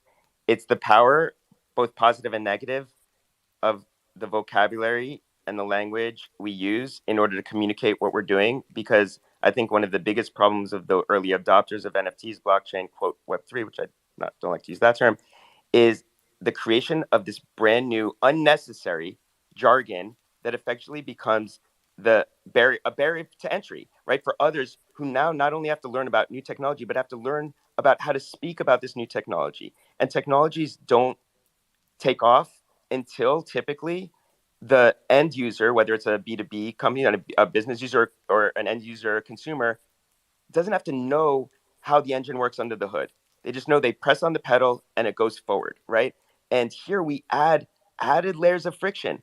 I'm NFT, like these acronyms, some of them, like the technical aspect of it makes sense, but the way that we productize it doesn't make sense. So when you speak about Artifact doing that, Doodles doing that, like the best companies speak in clear, simple, solutions-oriented, value-driven terms. Like you brought up Ralph Lauren, right? So I'm huge. I also like I love. I think Pool Suite is one of the best branded companies I've ever experienced, pre, post Web3, etc. So they're the only company so far, I think, that's done a collab with Ralph Lauren, right? And they had a huge Miami event with products, etc.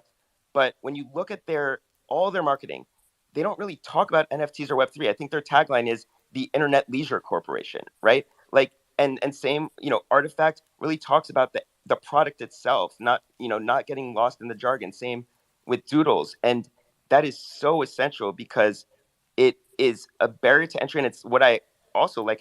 Honestly, I have an issue with the legal field with this. Legalese, like contracts, are so are written in such technical language. It's like it's as if lawyers intentionally decided to have a competition on who can be the worst at grammar in the world, right? You read a contract and it's horrible grammar, and it's very difficult for those who aren't lawyers to discern. And so what does that do? That creates a barrier to entry into the profession, right? That also is right, like, protected with the bar and law schools and all that. And I went through all that, right? But through that, I have to also be a critical thinker. And here it's kind of the same thing. It's barriers to entry for people to participate because first they have to learn a whole new language. And most people who have full-time jobs and families don't have the time to not only learn a whole new language, but also a whole new technology. And I think those brands like Artifact, Doodles, and the rest are trying to make it as easy as possible. Like Blau speaks about, I don't know how Royal's doing as a business, but he speaks about this a lot, where with Royal, like they don't talk about like the NFT or the Web3. They just talk about like what are people getting out of the music they're collecting, you know? People don't, like you said, and we brought this point up yesterday, right? With people looking for a bridge, and I would say 98% of the people who drive across these bridges every single day have no idea the technicalities behind the bridge. They just know it gets them from point A to point B. And that's exactly what they're looking for. So there's no point of putting a term on what this is or trying to build within this same quote unquote Web3 sector and calling it Web3. I mean, we have to label that when you're sitting down to people who are in Web2, just so they understand it's a different sector than where they're currently in. But it doesn't really mean anything, right? And it's just same definition as an NFT. Who the fuck knows what that means when they were trying to push it on the media, right? NFTs and non-fungible token. What the fuck is, right? Nobody knows, right? They just knew it made them money. And they just want to be a part of it because it made them money. Same exact situation here. Calling it Web3, you can call it your mama's house, whatever makes people comfortable. They just want to be a part of it and make sure that it helps them to be able to utilize the technology that comes along with it. And that's the main point. And that's what Artifact is doing. Don't focus on, in my opinion, right? Because I could be wrong, but don't focus on this one part of the entire spectrum, because it leaves you blind because you have this tunnel vision of this one part, and it only can go so far, man. You can only get so far focusing on the one part. You got to focus on the entire picture as a whole and focus on building the bridge to get other people over here to see it as well. And by the way, to that point, as far as like, okay, so making it easy and understandable, like the point A to point B. And what I'm about to say, I don't know if what has unfolded is intentional or not, but it's a fact that because of this whole new jargon, there's a whole new class of jobs, quote, Web3 advisors, that were basically translators to people who were not familiar with the language in order to become familiar with the language. Most of these advisors were not technical developers, right? You would think that a Web3 advisor, that's I would be hugely supportive of, right? Like technical developers, like Solidity developers, security developers, etc., as advisors. Most of the quote advisors were just translating a vocabulary that they developed. Like that's effectively what their job was, or understanding the quote community and culture through the language. And for example, I don't think that's going to be a lasting, role once we do kind of speak in more plain terms. And then the last just point about going back to like the opinion about what Artifact is doing. The other thing about not following trends but starting trends, it's also just that going back to that simple but difficult to achieve kind of business formula, like build a product or service that a large enough audience wants to purchase, right? It starts with just clearly defining a product or service. I think we all know what products Artifact is producing, right? And same with the other brands up there. I could very clearly, tell, okay, this is what this product line does. This is what this, if it's NFT membership or license, what that service provides. But I bet a lot of the other brands that are hyped, you ask 100 collectors to describe what product they bought, you might get 70 different answers. And that's a problem if people don't even understand what product or service they bought, because how are you able to achieve product market fit when you haven't defined what the product is ahead of time. Yo, go ahead, Bombay. You Yeah, Bombay, go. bro. No, no. Subscribe just got up here. Well, there's Go. peace in that, Justin, knowing what you got. Like, there's, and to Baron's earlier point about like the hype and a lot of the folks, there are some spaces that like that get it. I know. I don't know if people listen to it's early in the morning. I know you West Coast folks, aren't, but like Captain and Steve, Coffee with Love those Captain, guys. like those guys I try to talk as much as possible because those guys get it and they're bullish on Artifact because like they like a clear cut action plan, right? And when you remove the speculation and hype from that, like you may not get all the eyeballs, but for me personally, like there's peace in knowing what I own, and it may not be like the buzzing, TMZ headline of Web3, and I think that's actually good, bro. Like we've gotten into like us and settled into a nice state where we are, where we can thrive. We're in our own lane, and like regardless of what's happening in the Web3 world, like we're chilling, right? And like I what a like I've been through cycles emotionally, ups and downs over the past year and a half with NFTs, and like I've came, back to Artifact because it's just one of the few projects that my IRL friends actually understand. They think it's cool. It's an access pass to innovation drops, right? Dope tech, dope creator toolkit, and Nike and Murakami partnerships make it hard to associate with a scam. And that's it for me. Like it's so simple, it's so clean, and there is a very solace and peace to knowing what you own, right? And so now, regardless of floor price, right, up or down, whatever, like we're chilling, right? We're chilling. We know what we have. We got product, and I think the Artifact team is aware of that too. And like they're not trying to pump the bags. And the bull market was going on another level, but now we're chilling, right? And I think it's good. I think we should own it, and I think we should go into as many like great spaces as that actually gets it to spread that knowledge because and Captain was talking about it yesterday. It was like it's hard to spread yourself out and know what's going on with every community, right? Like the Yuga community itself is complicated. So like how could he understand what's going on with everything else, right? So it's because we know what we have, we can go and confidently speak on that in other stages that for those people that understand and get it, right? The the 100%. team And the Bombay, team the right. about the so I have a personal example of that. Like I love Figgy and I love like 10KTF, but to be honest, like I'm way too busy to follow along every single plot line. And even when I do read the plot line, it's one of the NFTs I collected in the past that I had no idea what I collected because I'm so confused by that plot. And so I just like, listen, I'm not an active in like enjoyer or participant in that. And I'm even if they like go up a lot, I just like ended up, a little while ago like selling them just because I can't get to enjoy the primary product, right? And what NFTs unlocked, which is an opportunity but also an obstacle, is a secondary market around digital IP, right? And the issue is with most brands where you have collectors who are so concerned about floor price, that's actually a massive red flag to me because it shows that a large percentage of the collector base isn't actually interested in the primary value of the product. They're interested in the secondary speculative value. So, we all probably know a bunch or a little about like the secondary sneaker market, right? The reason why like that's a healthy secondary market or why the real estate market is a healthy secondary market is because there are enough people like me who just are buying on StockX or Goat because we missed or we the sneaker drop or and we just like need to get those shoes to wear it or to display it and hold it, and there are a large percentage of people who want the sneaker, the house, the sneaker for the sneaker, rather than people that just want it to flip it to someone else to flip it to someone else.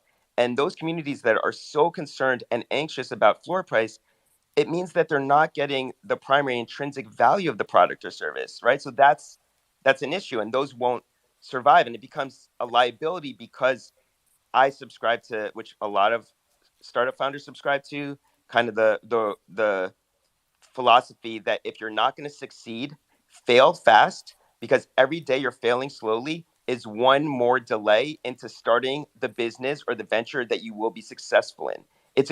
We don't talk about opportunity cost nearly enough, right? How much people are spending grinding on spaces, and all of that. What could they be doing with their time? But specifically, when you have founders who might, if they didn't have a community that was emotionally and financially connected to them, that's different from just like users or buyers, they might have failed more quickly to then move on to what could be a success. And then all the collectors are holding on that might otherwise be able to move on, whether as a entrepreneur, as a collector of something else, to something that might be more valuable to them. And I don't know how that's going to unfold, because we're going to see businesses shut down with NFT collections still live. I guess we kind of saw that with MFers, right?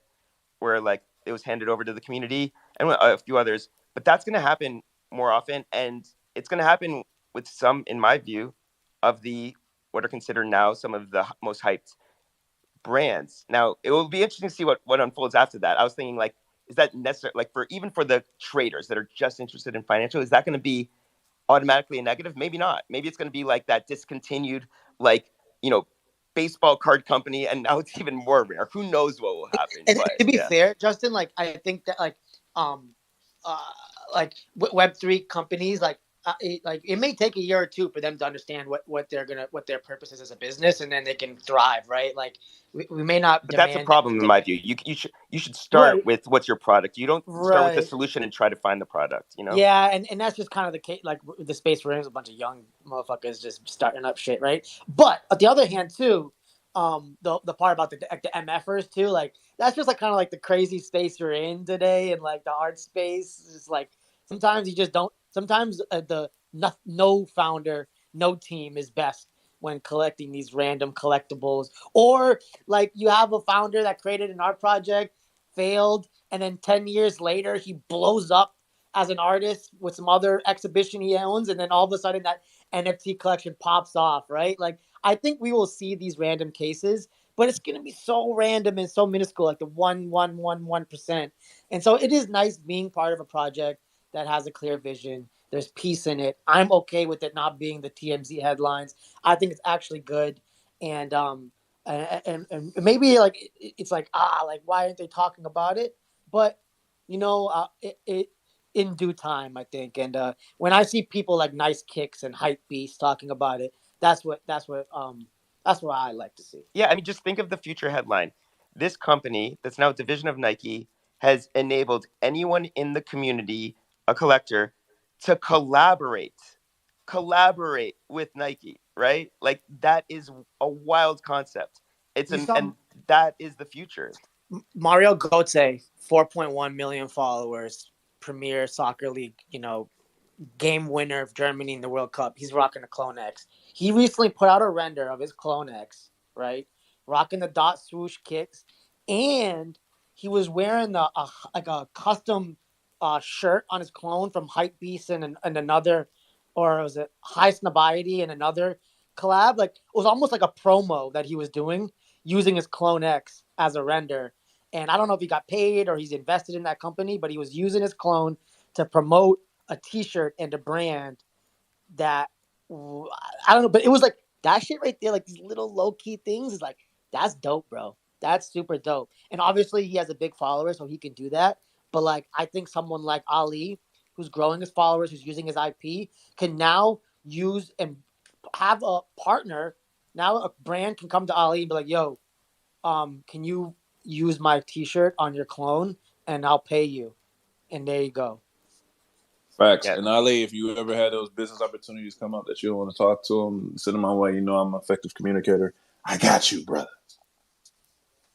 And go to the hands. But the last thing, I do want to speak to that last part, because this is actually something where Man, I don't. this Sorry. is what I love. Okay, This no, is oh, all sorry. I love.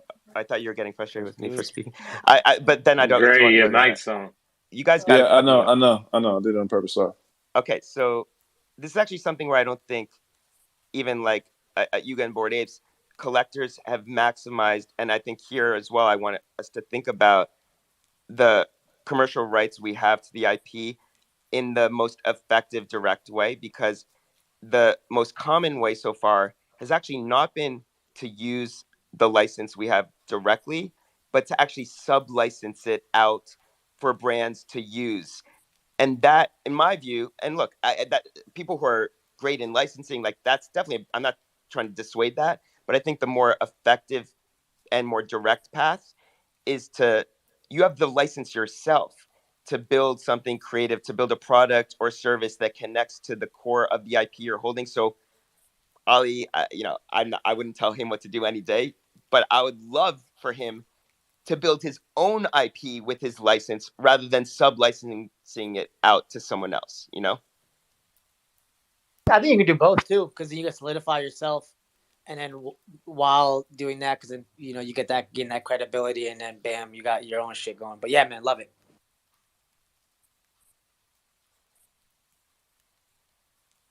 Drake, can you come again so I don't speak? So I asked the question. So my takeaways is like, floor price is not a good measuring stick of what's successful and what's not right now. It's just not. We said it before. We talked about it a little before you got on, and it was really a great takeaway. Like one of the takeaways I got from what you all been talking about, and Justin specifically. And then I love what you talked about building for the now is almost the antithesis of long-term success, and building for long-term success is almost the antithesis of short-term success, or they can be, and they certainly don't complement one another. So if you're building for the short term, you're going to get short-term results, but don't expect much past that. And Artifact, everything we're doing is for the future. The 2052 is their main tagline. They've held off on marketing through their major, parent company until they're fully ready with the product, and they're building this for the future, not for the now. And the beautiful thing, and I can feel it, is that we're on the cusp of this thing, of starting to see really what they've truly been wanting to show us for so long, but they know that they can't do it until it's fully ready. And that they're curating their customers via Dot Swoosh to get ready for this stuff, to make them realize that they are also interested in this too, and that it's a fun way to get involved with the brand other than just designing another shoe. It's a fun way to interact with, what, and figure out what you like and what you don't like. So, yeah, I appreciate you coming in, and hope to see you more often here. I think that Bad Take is the best thing that ever happened to the CloneX community. And I'll say it again. I think it's relieved some pressure on the team.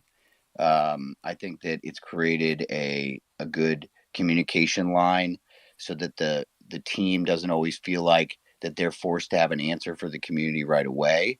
It gives them it's almost like a little buffer, an extra buffer for, Cass and Anya and all those people to go, and Connie and all those people to go do what they're doing, right? And then when it needs to be bubbled up to the founders, they can get the founders here, and that way, every time someone's calling a founder and saying, "Here's what the community's bitching about today," it's like those requests are less often because we're able to vet them, like what needs to go up the line, what doesn't, right? Which reduces noise, which maintains focus for the founders, and it allows the people that are on the team to feel like they're not completely overworked and underappreciated. So I love the natural stuff that's growing in this cycle, and it all makes us stronger. Like, we're so freaking close now, and kind of aligned. And I don't think we're aligned in the sense of before. Like, before we were aligned, and we thought that our shit didn't stink, and it was the next best thing since bread, right? And so I think it took some humbling experiences to realize that we're not there yet, right? But now we're all aligned in the sense of, we're here for a reason. We know we have good assets. We know that we're, not the opportunity cost. Like, dude, I hate the thought of wasting time. And Kuro and I were talking about it in here the other night, and he was even putting it to the pavement today, is like, he's not wasting his time in these spaces to listen to the same old thing over and over again and then get up on stage to argue the same points back. It's like it falls on deaf ears. It's not worth our time. We should be out building using the IP, which is I know what he's building on. And then when you circle back around, everything will be primed, pumped, and ready to put that IP to work. So this has been a great conversation tonight. That's all I got. Yeah, Baron, and let me, I'm going to connect what we just talked about. The antithetical relationship between long term and short term is also a similar relationship that I see, and I completely agree with you about how like a bad take is such a great example of quality spaces, and there's often in this NFT, Twitter X world, an antithetical relationship between quality of spaces and quantity within those spaces. And there's a very logical reason behind that. We live, unfortunately, in a social media environment where engagement farming, that's usually leading with the negative because for some reason the human psyche is drawn to looking at negative things or all that, and trolling and all of that as drawing eyeballs, literally, right? Getting attention. But that is also engagement farming, all that negative stuff is not conducive to quality conversations. So I found from Clubhouse through Twitter Spaces, not only some of the best quality conversations, some of the best connections, because those who have like-minded, values and interests are not, paying as much attention to the numbers in the spaces, but to the quality of the conversations in the spaces, which just becomes reinforcing. So just that's like, if you want to look at it just like, uh, I guess entrepreneurial terms, that's an opportunity, right? Like you've identified that opportunity. Obviously, Dre, Compound, and Bad Take have identified that, and most people are not, looking at that. It's like it's the same reason why I get dumbfounded when people are like, the founder's got to be like the hype spaces person. I'm like, whenever I see a founder so often on spaces, that is the biggest red flag. I'm like, how do they have so much time to be on spaces if they're building a company? And it doesn't even, the data shows it doesn't even make sense. Look at the top, not NFT floor prices, the top brands. Do you see the founders on spaces? Have I ever seen an Arweave founder on space? I don't think so. Maybe for an interview, but no.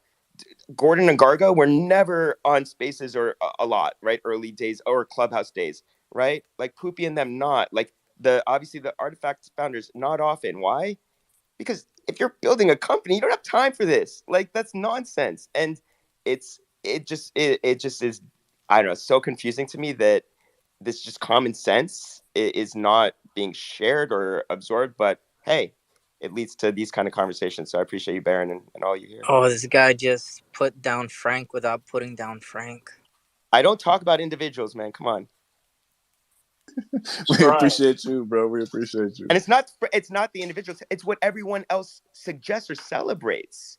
It's as much that than the individual founder, No, that's a fact. I mean, I've jumped onto many of these. I jumped on Thread Got Spaces last week. I had the same exact conversation you just had right now with all of his people that follow him, making the same exact points because it's just the truth. I just had a conversation with someone else about an hour ago with the same situation, or a couple hours ago now. Same points being made. It's just what it is. So the people here are used to the shoey culture because it's the hype, right? It's the hot girl on Instagram who's giving you all the looks, right? But is that, and nothing against the hot girl on Instagram, I like her too, but is that going to be the one that you want to, let me go ahead and take her home? Why? Because when you get her home, you'll be like, all right, now you got to get off Instagram because you're showing everybody else too much attention. We need to build something that's worth something. She's like, no, this is what I do. Same situation, man. And it might be a bad analogy. And I might have been talking about the hot girl like that because when you guys heard me hot mic, I was talking to my wife about her booty and her thighs. And now my mind is in a different place. But you're making a great point, and I appreciate you being here to make these points because we have to speak about these things. And it's usually just us within our community making these points. It's beautiful to hear someone else from the outside looking in and not calling you an outsider, just saying you haven't been here every single night like we have, to make these points because it means It's not just us being the nerds at the table talking about, oh, we're going to do great things in the future. Watch, they laugh at us now, but things are going to be great. Like, no, it's the truth. This is what it is. Well, it's just about being a patient and letting things unfold, and they're going to lay where they lay. So we appreciate you being here, man. Come anytime. We appreciate you. Yo, is it a top project really, or are they pulling Selena Gomez? You know, like how the fuck she got #1? She bought all her shit. Like I don't care about that. Yo, Clegg, Benito. Wait, have you seen Only Murders in the Building? She's an amazing actress, dude. I love her. I'm just saying, how do you go #1? You buy all the shit. So Benito, Clegg, if you want to pump this shit, I got you. I protect that shit, bro. I pump that shit up.